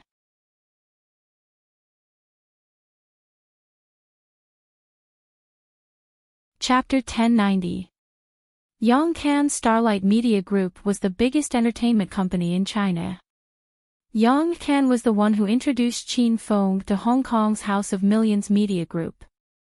The call was quickly connected, and Yongcan said respectfully, Why young Master Qin, what do you need this little brother for? Just tell me. Qin Feng's status in China was unparalleled. Yongcan feared Qin Feng from the bottom of his heart. Not long ago, Qin Feng crippled the Sima family and the Liu family's Liu Shikai when he was still in the provincial capital. Now, all the families in the provincial capital were afraid of offending Qin Feng. One word from him could decide the fate of their family. Yongcan, do you have the right to take responsibility for the movie? Qin Feng went straight to the point. Yongcan was stunned. He didn't expect Qin Feng to ask about this. Qin Feng was the #1 martial artist in China. Why did he care about the movie industry? Young Master Qin, I have half of the shares in Hedonist Sovereign. This movie is doing very well at the box office, and it's all thanks to young Master Qin's brother Jing Shuai. Young Master Qin, we still haven't given Mr. Jing Shuai a large sum of money, and we haven't been able to contact him. Could you help me contact him? You don't have to worry about the pay. Just add Snow's name to the movie Hedonist Sovereign. Back then, Snow also did a few scenes, just add them all in. Yongcan became more and more confused as to what Qin Feng was thinking. Did he call just to add scenes for Cher? Logically speaking, this was impossible because the movie had been in theaters for a few days. It was useless to add scenes for Cher. However, Qin Feng said it, so Yongcan didn't dare to hesitate. He agreed immediately, okay. I'll contact Hong Kong's House of Millions Media now. We'll work together to add Cher's scenes. Qin Feng nodded and added, oh right, Jing Shuai just posted on Weibo. Promote that picture. The more the better. Okay. Don't worry, young Master Qin. I'll get it done. Qin Feng hung up. Yongcan heaved a long sigh of relief. Luckily, Qin Feng didn't call to cause trouble. Yongcan didn't dare to waste any time. He immediately took out his phone to check Jing Shuai's Weibo. When he saw the picture of Jing Shuai and Cher hugging each other as if they were about to have a big fight, he was so shocked that he threw his phone away. Both Cher and the pretty girls were gold medal celebrities that Yongcan had signed. Cher's image had always been that of a pure and innocent girl. Yongcan would never publicize such a photo even if he was beaten to death. He had to ban this photo. But since Qin Feng had spoken, Yongcan couldn't do anything about it. He hastily ordered the public relations department to promote the photos. He had already decided to give up on Cher. Everything was going on like a raging fire. Qin Feng, on the other hand, was leisurely enjoying the scenery by the seaside with Cher in his arms. Shuai had never thought that she would fall in love so early. She only decided to follow Qin Feng because she saved her brother's life at Mount Celestial Dragon. Initially, there was no love between them, but after spending time with Qin Feng, Shuai found the feeling of falling in love, at this very moment. Shuai's heart was incomparably tranquil and sweet. She hugged Qin Feng's waist tightly and leaned into his embrace with a sweet smile on her face. She wished that this moment would last forever. Wow! I'm going to explode. Prince Charming Zhang has a girlfriend. The women, who were eating barbecue, suddenly burst into an uproar. Zhao Lingxian angrily ran over to Shui Er with a few other women. She leapt at Shui Er and tried to pull on her hair. You bitch, you dare to cheat on Qin Feng. I'll throw you into the sea to feed the fish. Zhao Lingxian was quite ferocious when she was angry. After all, she was the daughter of a wealthy family in Acropolis City. This sudden change was too sudden, and Shui Er cried out in shock. Even Qin Feng was terrified. He hurriedly stopped Zhao Lingxian and the other women. Lingxian, what are you doing? What's wrong with Shui Er?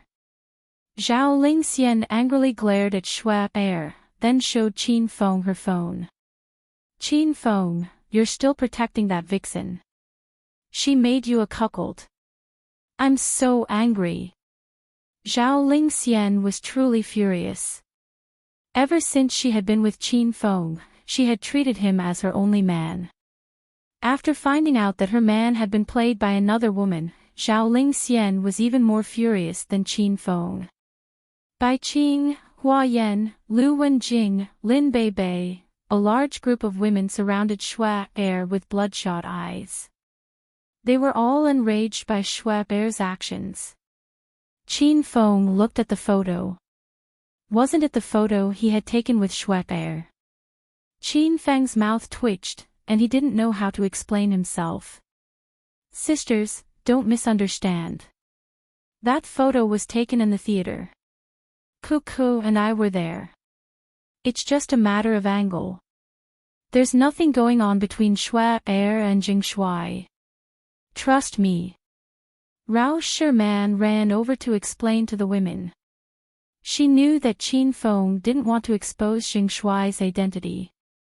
Zhang Koko also ran over excitedly. She threw herself into Qin Feng's arms and yelled, "That's right, that's right. What's wrong with that photo?" At the time, Coco was filming sex scenes with Zhang Shui every day. She almost turned it into reality. Qin Feng and Rao Sherman glared at Zhang Koko. They didn't know whether this woman was here to help or to ruin the scene. However, Zhao Lingxian and the other women didn't believe them. Regardless of whether there was anything going on between Shui Er and Jing Shui, it was still unacceptable for the two of them to be so intimate. Qin Feng, let Shui Er go. The circle of celebrities is too messy, Zhao Lingxian said to Qin Feng. Qin Feng's face was gloomy. Shui hid behind Qin Feng. She was even more gloomy than Qin Feng. This matter is over. Shui won't be in contact with Jing Shui anymore. I believe in Shui's character. Don't talk about it anymore. Qin Feng put on a stern face and pretended to be angry. He had no other choice. At this time, a system notification rang in Qin Feng and Shui's mind. Congratulations, host.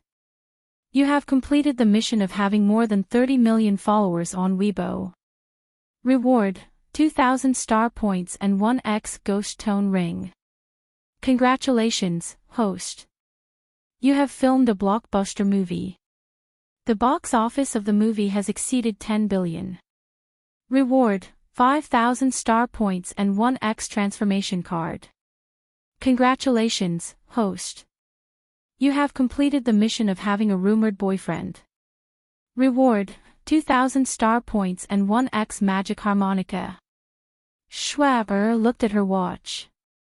Qin Feng had only used 1 hour to complete 3 missions for her. Shui was stunned by his speed. Qin Feng, I'm going to convert all my star points to hedonist points. Also, I'm going to give all these treasures to you.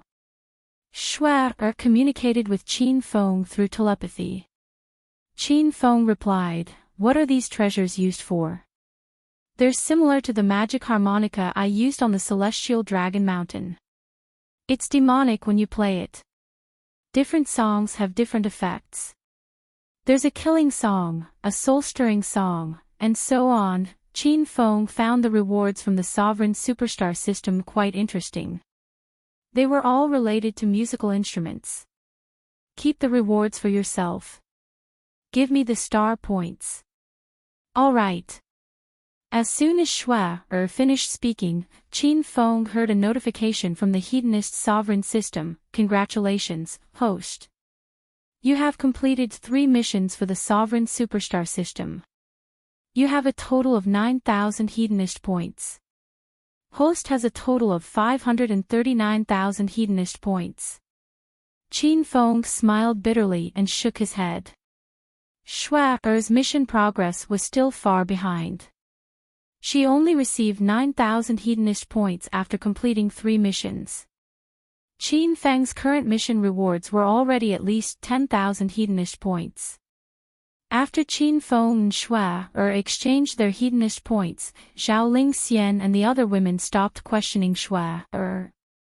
They stood at the side with cold faces. Qin Feng could do nothing about the misunderstanding. He walked up to the women and hugged them. After comforting them, they gradually regained their composure. Holy shit! Shui, the rumor about you and Jing Shui is spreading like wildfire. It's all over the Moments and Tiaba forums. No matter which website I visit, it's all about the rumor. After Qin Feng calmed the women down, Zhang Kuku waved her arms and legs and screamed. Zhao Lingxian and the other women harumphed coldly and ran to the barbecue. They ignored Qin Feng and Shui. Qin Feng scooped Zhang Kuku into his arms and spanked her but a few times. Zhang Kuku was so aggrieved that she almost cried. Big brother Qin Feng, why did you hit Kuku? Kuku is so cute, you can't hit her. Qin Feng rolled his eyes and wished he could slap Qin Feng a few more times. Zhang Kuku, on the other hand, became excited again. She took out her phone and took a picture with Qin Feng. I also want a rumor. No, big brother Qin Feng, hurry up. I want a rumor about Jing Shui. Rao Sherman couldn't bear to watch Zhang Kuku's screams any longer. She hastily covered Zhang Kuku's mouth and forcefully dragged her away. Qin Feng and Shui heaved a long sigh of relief. Zhang Kuku was a clown. Sometimes she amused Qin Feng and made him fall in love with her. Sometimes he was so angry that he wanted to kill her. The rumor about Jing Shui and Shui spread like wildfire. Shui's popularity skyrocketed. However, many people left curses in her Weibo. Shui was the goddess in the hearts of millions of Chinese losers. Now, she had cheated on Jing Shui. Moreover, Jing Shui was so ugly. Everyone thought that Shui had taken a fancy to Su Yan's fame and money, so she threw herself at him. At that time, Qin Feng only wanted to help Shui complete her mission. He didn't expect so many things to happen. Qin Feng felt guilty when he saw the row after row of voices questioning Shui. I'll delete that photo and ask Yang Can to block all the news about us, Qin Feng comforted Shui as he hugged her in his arms. However, Shui didn't seem to care about it. She didn't look sad at all. Suddenly, she tightened her grip on Qin Feng's arm and said with a smile, "Don't delete it. Just let it be. I need a rumored boyfriend to be my shield. This way, there won't be so many people in the entertainment industry who want to get close to me." Shui would go crazy if she had a scandal with someone else. However, she didn't care about the scandal with Qin Feng. Qin Feng was her man. So what if they hugged? So what if they had sex? Since Shui had said so, Qin Feng didn't mind it. He patted Shui's head and said, "You're an artist under Starlight Media, right? You can take on any show you want. Don't go to any events or scenes you don't want to attend. If someone comes looking for trouble, just tell Yang Ken that you're my woman. Qin Feng's words were so domineering that Shua Er's heart raced. She didn't have that kind of relationship with Qin Feng, but Qin Feng took the initiative to admit that he was her woman. This made Shua Er inexplicably happy. Due to the scandal between Jing Shuai and Shua Er, Zhao Ling Xian and the other women started to dislike Shua Er. However, Shua Er wasn't angry. Instead, she thought highly of these women because of their loyalty to Qin Feng.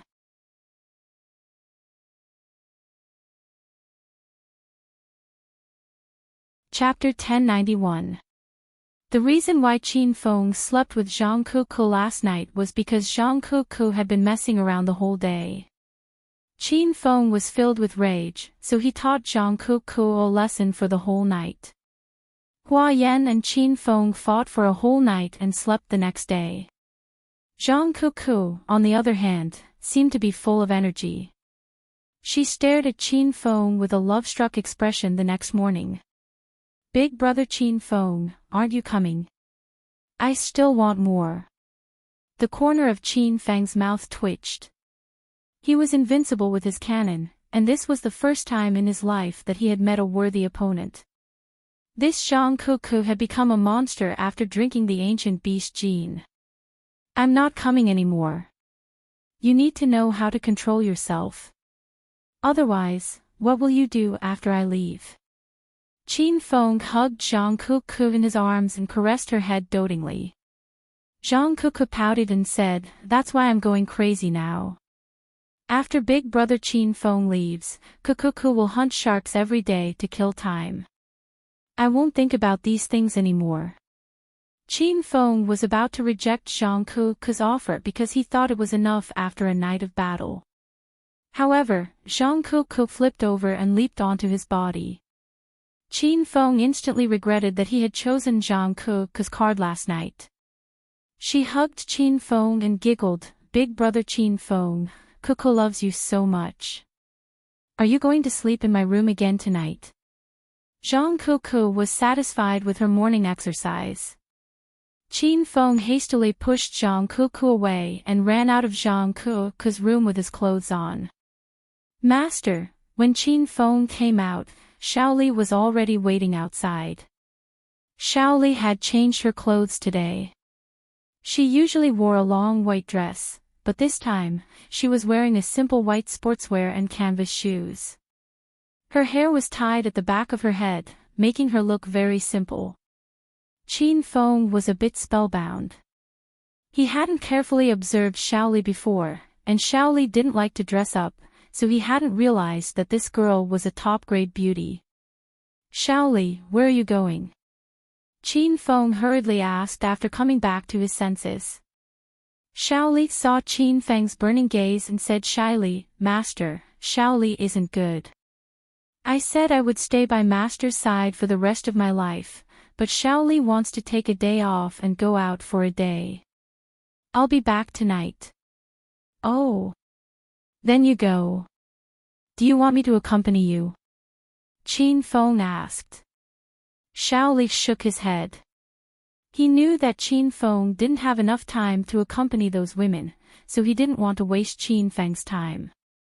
"No need, Master, I'll go by myself." Qin Feng suddenly felt a bit nervous.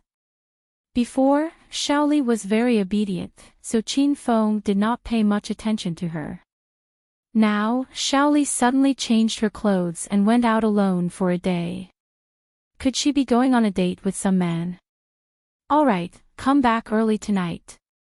"You're not allowed to spend the night outside," Qin Feng suddenly said overbearingly. The women by his side were not allowed to mess around outside. Shaoli stared blankly for a moment. When he saw Qin Feng's cold expression, he suddenly smiled and said, "Master, don't tell me you're thinking the wrong thing." Shaoli returned to his hometown and wanted to go home to see his uncles and aunts. "And no, I'm not doing anything shameful," Shaoli thought back to the scandal from yesterday. Xiaoli was extremely indignant at the intimate photos of Cher and Jing Shuai. If it wasn't for Qin Feng protecting Cher, Xiaoli would have killed that fickle woman. Xiaoli was going to follow Qin Feng for the rest of her life. Even if she was beaten to death, she would not betray Qin Feng. Ahem. I'm not thinking the wrong thing. Then I'll go with you. I'm worried about you going alone. Qin Feng realized that he was being overly suspicious and felt a bit awkward. Xiaoli was incredibly happy. Of course, she wanted Qin Feng to go home with her, but she was afraid of delaying Qin Feng's time with the other women. Now that Qin Feng wanted to go, Xiaoli naturally would not refuse. Master, thank you. Xiaoli suddenly walked up and hugged Qin Feng's arm. Seeing the obedient and sensible Xiaoli, Qin Feng felt a bit guilty. In actuality, Qin Feng had asked about Xiaoli's background in the Demon City and knew that she was from the Acropolis City. Qin Feng had brought Xiaoli back for a few days, but he had only cared about reuniting with Zhao Ling Xian and the other women. He had forgotten to take Xiaoli home. Qin Feng couldn't help but admire Xiaoli's patience. When he recalled how Xiaoli had endured for 3 days after she was reincarnated and returned to her hometown, he recalled that she had to go home to take a look. Xiaoli, where is your home? It's in the Mo village under the Acropolis City. It's a bit remote and poor. Master, do you still want to go? Xiaoli looked at Qin Feng nervously. Qin Feng's heart softened. He pulled Xiaoli into his embrace and suddenly lowered his head to kiss Xiaoli on the lips. Yes. I'll drive the car and take you there. Xiaoli's delicate body stiffened. This was the first time Qin Feng had kissed her of his own accord. At this moment, Xiaoli's cold heart seemed to have awakened. Qin Feng immediately asked Lu Jie to arrange a car. Not only did Qin Feng and Xiaoli go to Mo village, Lu Jie also brought a large group of people and drove a dozen or so BMWs with Qin Feng. Qin Feng and Xiaoli sat in the back of the Mercedes-Benz. Qin Feng hugged Xiaoli, and Xiaoli felt like she was in a dream. She looked up at Qin Feng from time to time, afraid that she would wake up from this beautiful dream if she looked up. Master, do you need to make such a big scene? Actually, I'm already very satisfied that you can come with me. Xiaoli was a bit embarrassed. She had always set her identity very clearly. She was the maid who saved Qin Feng's life. What kind of maid would have a luxurious motorcade pick her up when she returned home? Xiaoli's recent performance is excellent. Take it as master's reward for you. Oh right, when we go to your house, I'll pretend to be your boyfriend. Don't call me master. Qin Feng had thought everything through.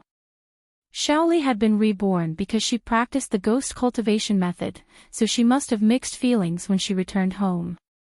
Qin Feng wanted to show Xiaoli her best side as much as possible. Xiaoli was so touched that her heart was about to melt. She didn't say anything along the way and lay quietly in Qin Feng's arms. Mo village was not far from Acropolis City. It was as poor and secluded as Bai Qing's Heping town. When the dozen or so luxurious motorcade drove into the village entrance, all the villagers ran out to watch. Oh my God, whose kid is back? He must have earned a lot of money in the city. Village chief, a big shot has come. Village chief, come out and see, that woman looks familiar. Isn't she Xiaoli from the north side of the village? The motorcade stopped. Qin Feng got off the motorcade with Xiaoli in his arms. When Xiaoli saw the familiar faces, she was so excited that tears welled up in her eyes. An old man in his 60s walked over with a cane. Xiaoli. Is it really you? Seeing the old man, Xiaoli hurriedly went to support him. Village Chief Nyo, it's me. I'm back. When Xiaoli said this, her heart was filled with emotions. Back then, she, her parents, and many people in the village were captured by the ghost-face evil king to do experiments. In the end, her parents and the villagers all died in the experiments. Xiaoli survived, and she came back. She came back half dead and half alive. Xiaoli, this is. Village Chief Niu looked at Qin Feng with fear in his eyes. In a small place like Mo Village, only the village tyrant Zhang Guden had a car. None of the other families had a car.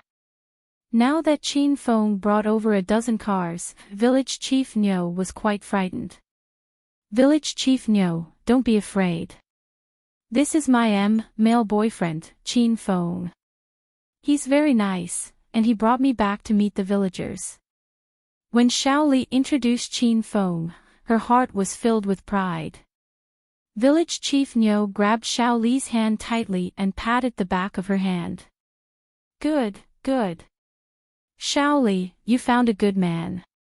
Your parents will be happy. The villagers didn't know what happened to Xiaoli, and they didn't know that the people who went out were all dead.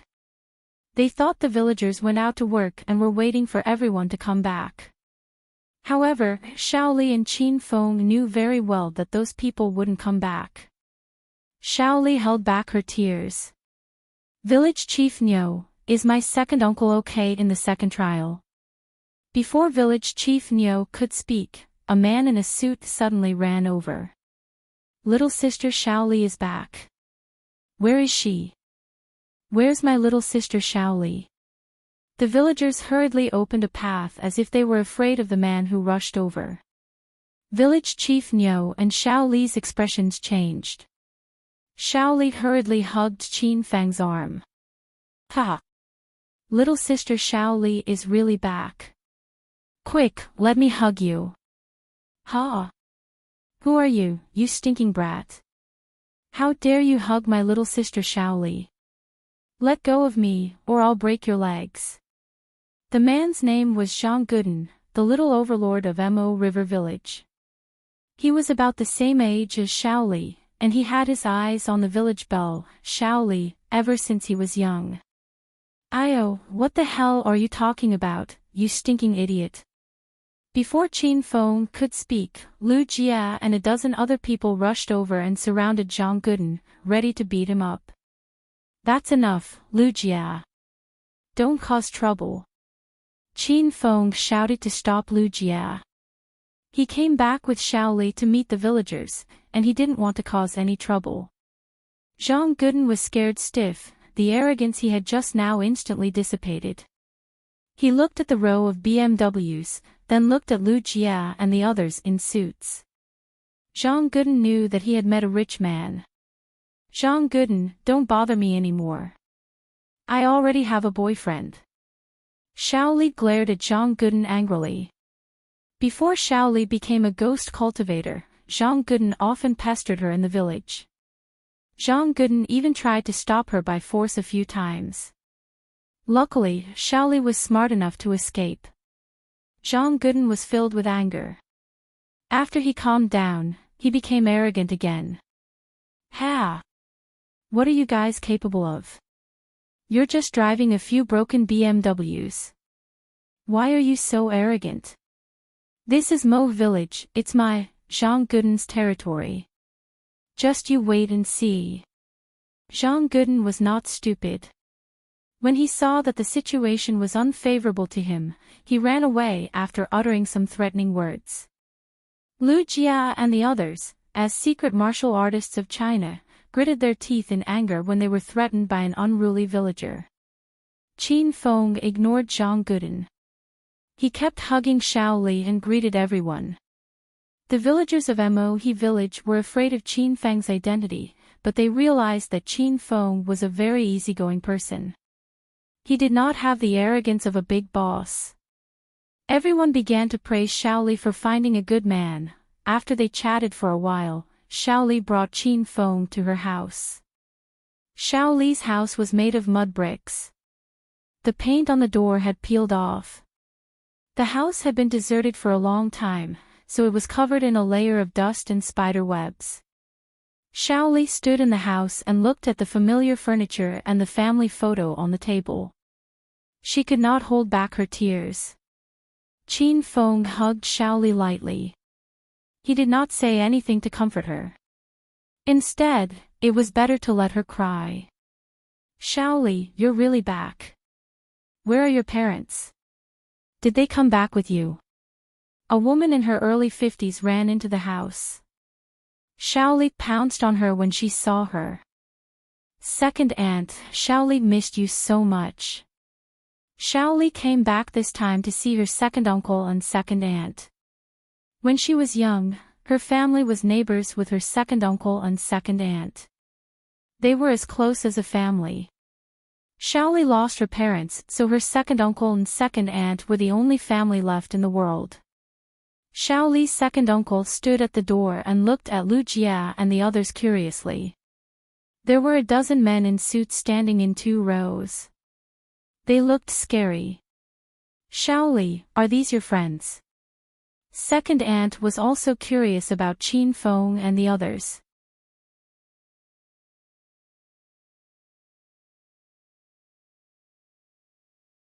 Chapter 1092. Xiaoli told some white lies. She did not mention that her parents were killed by the Verdant sect, nor did she mention that the village workers were framed. Xiaoli's second uncle was Fang Quan, and his second aunt was Li Chui. After Fang Quan learned Qin Feng's identity, his vigilance disappeared. He greeted everyone with a smile. Ah. Are you all from the city? Our Mo village is a little small, so I hope you won't mind. Come, everyone, come to my house. I'll ask your Auntie Li to cook for you. Fang Quan and Li Chui were very happy. They had always treated Xiaoli as their own daughter. Now that Xiaoli had found herself a rich and humble boyfriend, they warmly welcomed everyone. Xiaoli's house had been vacant for a long time, so there was no way to cook. Under Fang Quan and Li Chui's invitation, everyone went to the house next door. The house was simple and shabby. The villagers of Mo village lived in a tough life. Fang Quan was responsible for entertaining everyone. He took out the yellow wine he brewed and started chatting with everyone. Li Chui took out the beef and mutton that they usually ate during the Lunar New Year and prepared to cook a big feast. The aroma of the food wafted out of the kitchen, and Lu Jia's mouth began to water. Hee hee. Young Master Qin, I'll go help Auntie Li with the dishes. Lu Jia ran to the kitchen with a smile. Qin Feng cursed, you stinking brat, if you dare to eat, I'll teach you a lesson. Lu Jia's fat body stopped abruptly at the kitchen door. He didn't want to serve the dishes anymore. Originally, he wanted to eat secretly, but now he didn't dare to do so. You guys go help Auntie Li too. Qin Feng said to the rest of the Feng group's lackeys. Everyone treated Qin Feng's words as an imperial edict, and they got busy. Soon, a dozen or so delicious dishes were served. Li Chui and Fang Quan didn't usually have such good food during the Lunar New Year, so they were really happy for Xiaoli. Little Qin, there's nothing good at home, so we've cooked everything. Don't stand on ceremony with Auntie Li. Li Chui and Fang Quan were honest and kind people, so Lu Jia and the others didn't mind. They brought small stools and sat around the half-meter-high dining table. Fang Quan poured wine for everyone. Lu Jia took a sip and exclaimed in delight, Wow! Uncle Fang, this millet wine is really tasty. It has the taste of my hometown. I usually want to buy this kind of wine, but I can't even buy it with money. Lu Jia wasn't trying to flatter Fang Quan. He really liked Fang Quan's homemade yellow wine. After a mouthful of wine, she picked up a piece of braised pork. Amazing, Auntie Li, with your cooking skills, why are you still staying in Mo village? Why don't you come with us to Acropolis City and become a chef in Hero City? Or you can open a big restaurant in Acropolis City.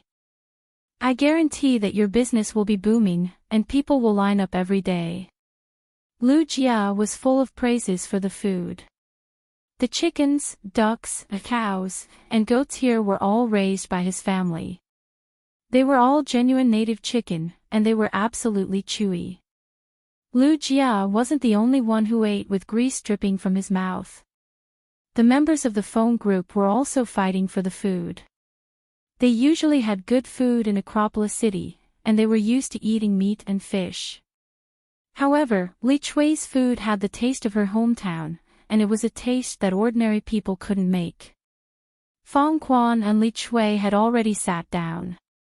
They thought Lu Jia and the others were just being polite, so they were very happy. Although Qin Feng and the others were rich and influential, they weren't arrogant at all, and they were easy to get along with. Qin Feng also gobbled down the meat and wine. The taste of the food and wine here was really unique, and it had a strong local flavor. Xiao Li's heart warmed when she saw everyone gathered together like a family, eating and chatting happily. She kept peeking at Qin Feng. "Little Qin, what are you doing in Acropolis City? How did you meet our Xiao Li?" Halfway through the meal, everyone was thoroughly familiar with each other. Auntie Li was no longer as reserved as when she first met Qin Feng and the others. She became more gossipy. Xiao Li's face blushed, and she was a little nervous. She met Qin Feng in Demon City, which was another world that ordinary people couldn't understand. Before Qin Feng could say anything, Lu Jia wiped the grease off his mouth and said, "Auntie Li, Lu Jia, don't want to brag, but our young master Qin is the #1 hedonistic young master in Acropolis City. He has played with, slap." Before Lu Jia could finish his sentence, Qin Feng slapped him on the head. The slap woke Lu Jia up, and the fat on his body trembled. Fong Quan and Li Chui looked at Qin Feng and Lu Jia strangely. They didn't know what they were doing. After Lu Jia regained his senses, he quickly changed his words, "Auntie Li, Uncle Fong, don't worry. Chairman Qin is the chairman of Acropolis City's royal group, and also the chairman of Su Qin Pharmaceuticals. He has many businesses in the provincial capital. Our CEO Qin is young, promising, and loyal. Sister-in-law Xiao Li is with our CEO Qin.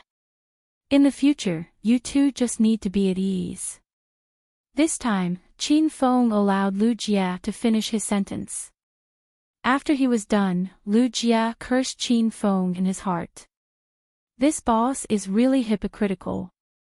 Xiao Li was tickled to death, but she pretended to be calm.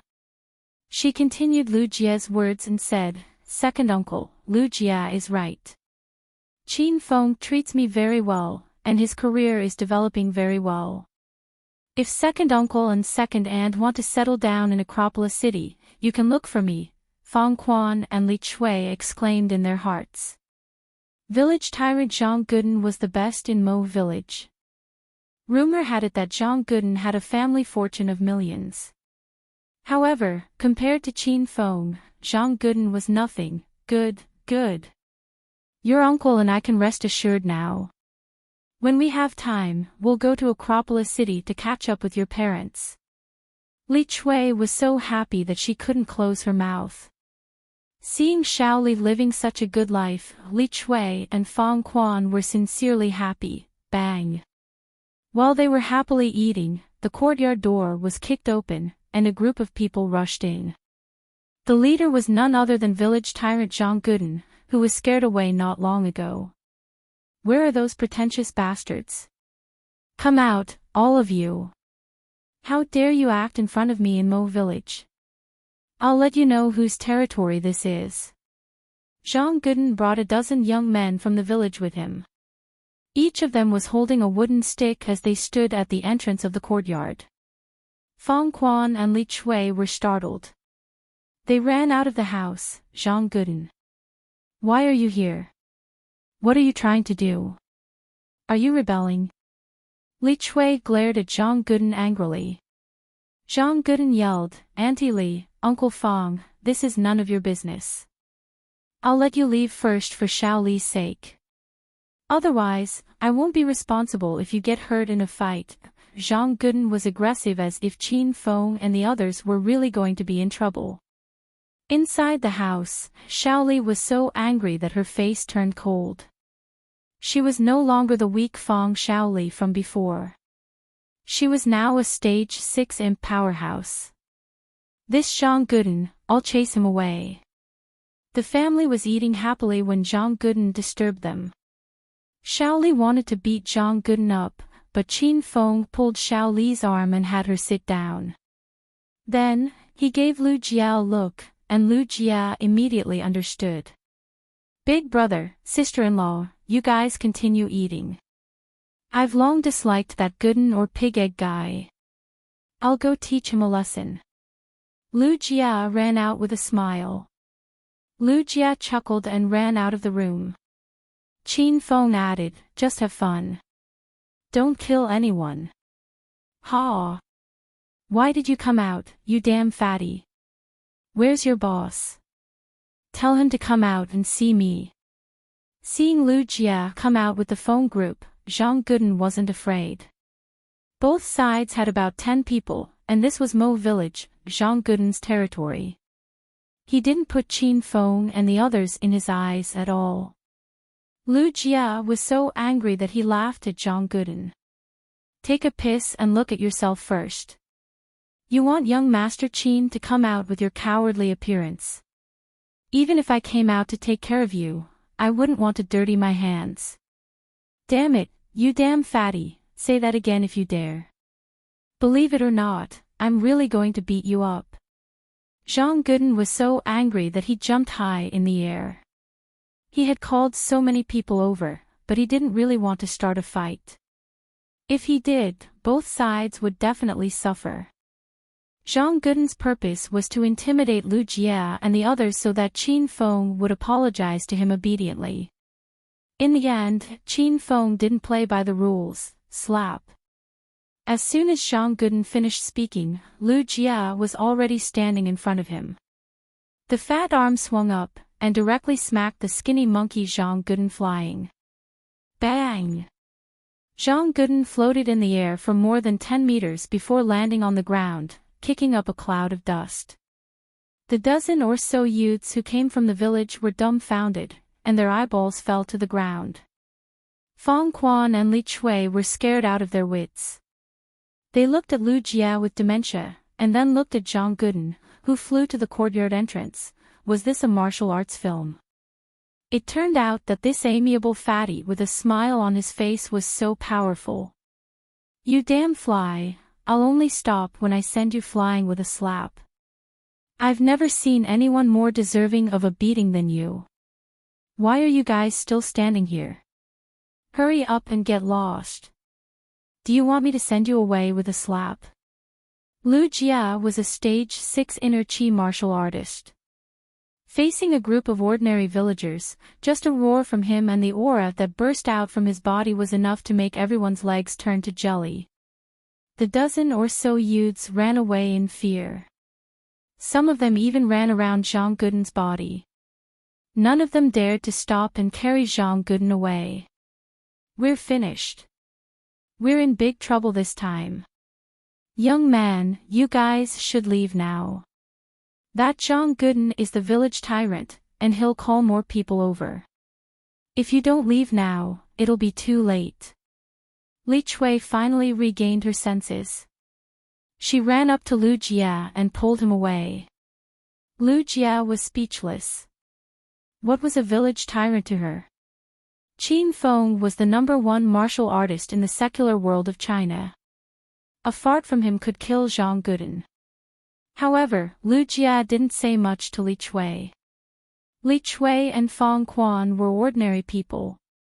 They lived a stable and poor life, and Lu Jia didn't want to disrupt their lives. Don't worry, Auntie Li. Our chairman Qin isn't a useless person. This time, it's that guy who came looking for trouble. If he doesn't give up, our chairman Qin won't let him go so easily. Lu Jia comforted Auntie Li. Li Chui was still nervous, and Fong Quan was terrified. No one in Mo village dared to offend Zhang Guden. Who knew that Lu Jia and his men would beat Zhang Guden up? This was not something that could be easily resolved. Cough cough. Why you damn fatty, why you dare to hit your elder? You're done for.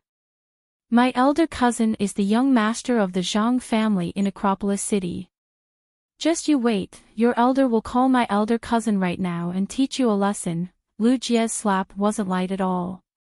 Zhang Guden felt like his bones were about to fall apart.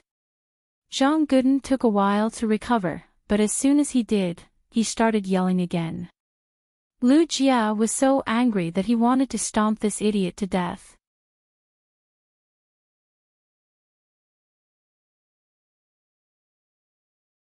Chapter 1093. Holy shit. Lu Jia cursed inwardly. He cursed 18 generations of that idiot Zhang Guden's ancestors. How dare this guy say that his cousin is one of the 4 major families in Acropolis City? Lu Jia almost laughed out loud. Qin Feng was the king of the 4 major families.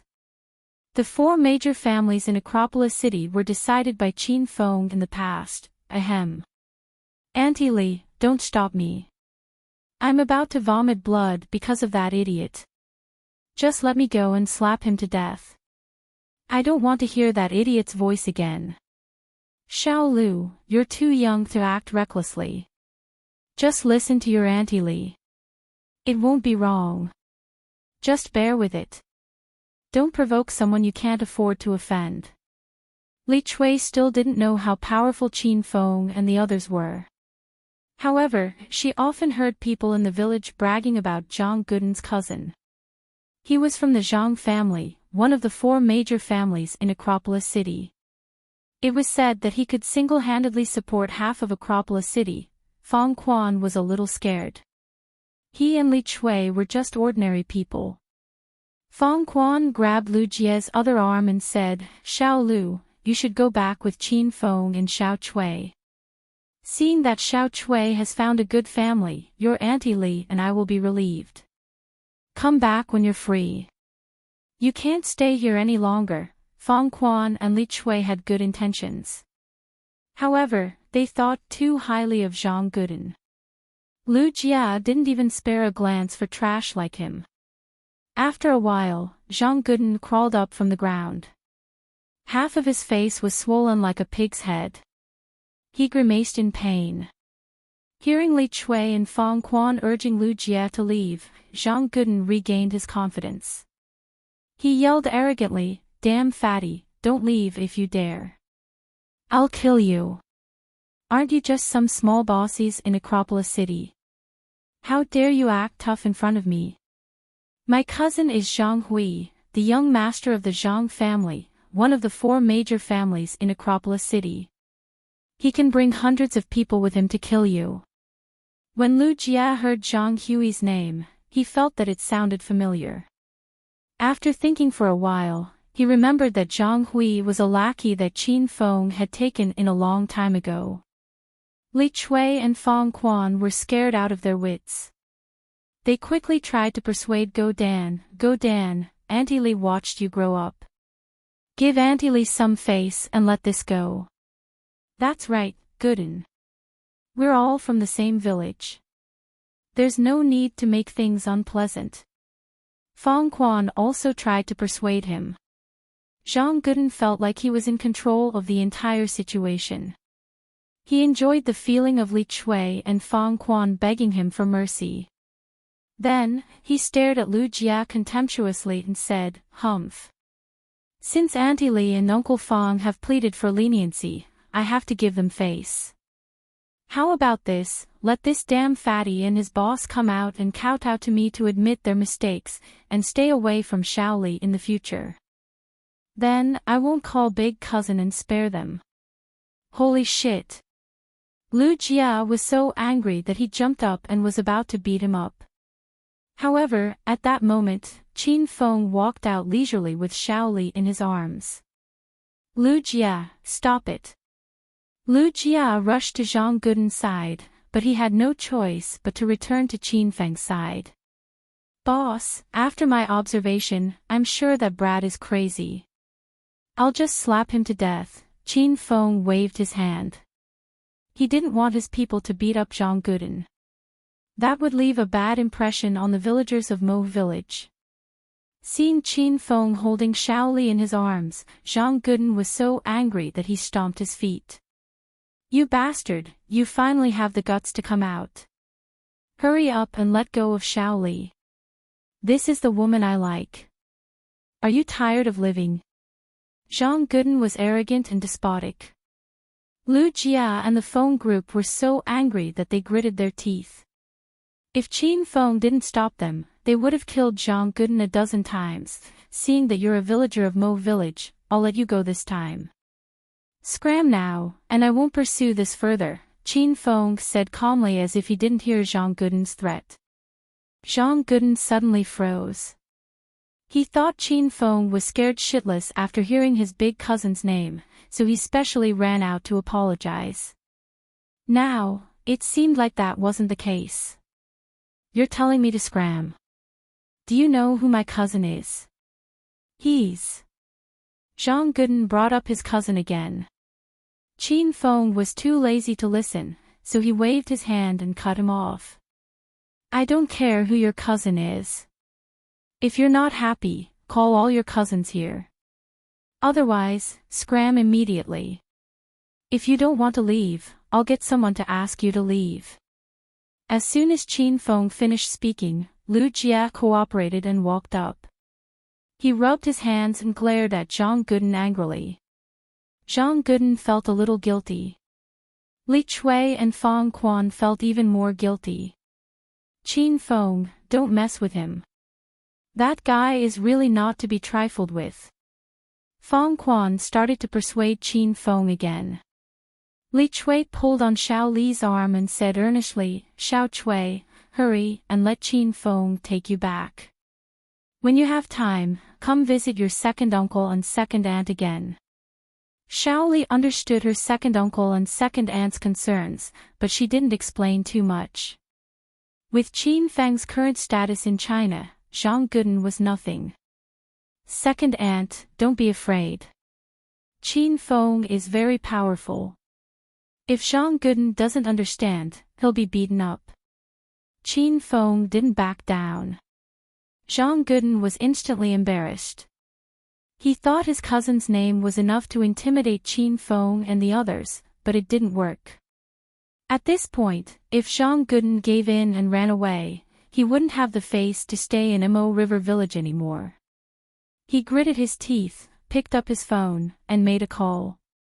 It's over, it's over. Xiao Li, Qin Feng, hurry up and leave. Zhang Guden really called his cousin. Hurry up and leave. I heard his cousin is from one of the 4 big families in Acropolis City. He's very powerful. Li Chui and Fang Quan were frantic. They even started to push Qin Feng and Xiao Chui away. Zhang Guden was done with his phone call. He immediately became arrogant and despotic. He ran to the gate of the courtyard and guarded it tightly. It seemed like no one could escape today. Zhang Guden was actually very puzzled. Zhang Hui was indeed his cousin, but Zhang Hui usually wouldn't pay attention to a small fry like Zhang Guden. Zhang Guden braced himself and made a call. After Zhang Hui heard the reason, he was about to hang up. However, Zhang Guden panicked and called Qin Feng's name. Zhang Hui's expression immediately changed, and he even said he would come immediately. Zhang Guden didn't understand what was wrong with his cousin today. His emotions fluctuated, but Zhang Guden didn't think too much about it. When he heard that his cousin was coming, he felt like he was floating in the sky. My cousin is coming immediately. No one can leave today. Weren't you all very arrogant just now? Now that you know fear, I'll make all of you kneel and beg for mercy. I'll also break your legs. Zhang Guden's ruthless words angered Lu Jia and the others. Li Chui and Fang Quan, on the other hand, were worried. Qin Feng acted as if he didn't hear it and didn't care. He even dragged Xiaoli, second uncle, and second aunt back to the house. Uncle Fong, Auntie Li, don't mind him. Let's continue eating, Qin Feng called out to everyone with a smile. Xiaoli wasn't worried at all. She knew very well how powerful Qin Feng was. However, Li Chui and Fong Quan didn't know Qin Feng's identity and power. How could they be in the mood to eat? They were obviously restless. Little Qin, why don't you and Xiaoli go back first? Uncle and Auntie don't want to see anything happen to you. Li Chui couldn't wait and kept trying to persuade Qin Feng.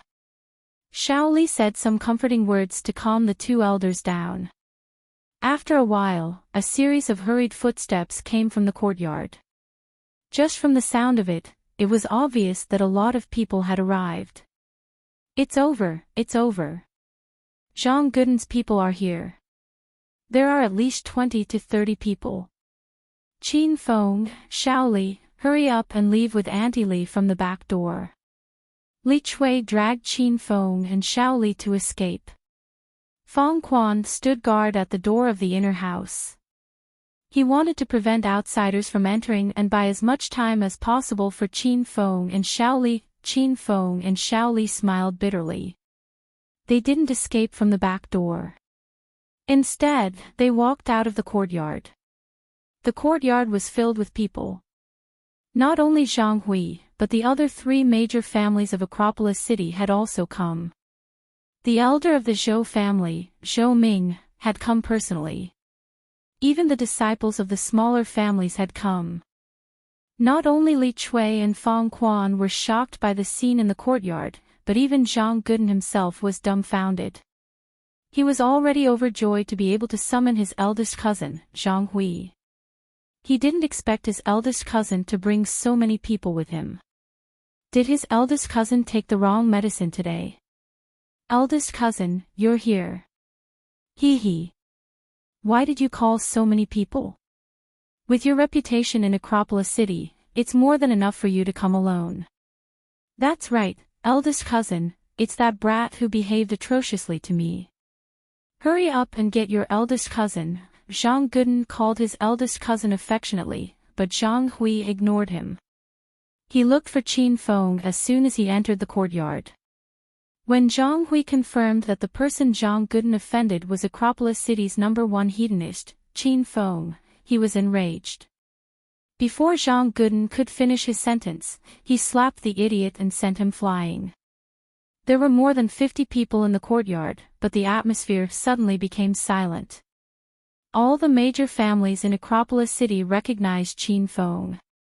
They were so scared that they didn't dare to make a sound. Li Chui and Fong Quan were dumbfounded. The two elders were still worried about Qin Feng, but then they saw Zhang Guden's older cousin send Zhang Guden flying with a single slap. What was going on?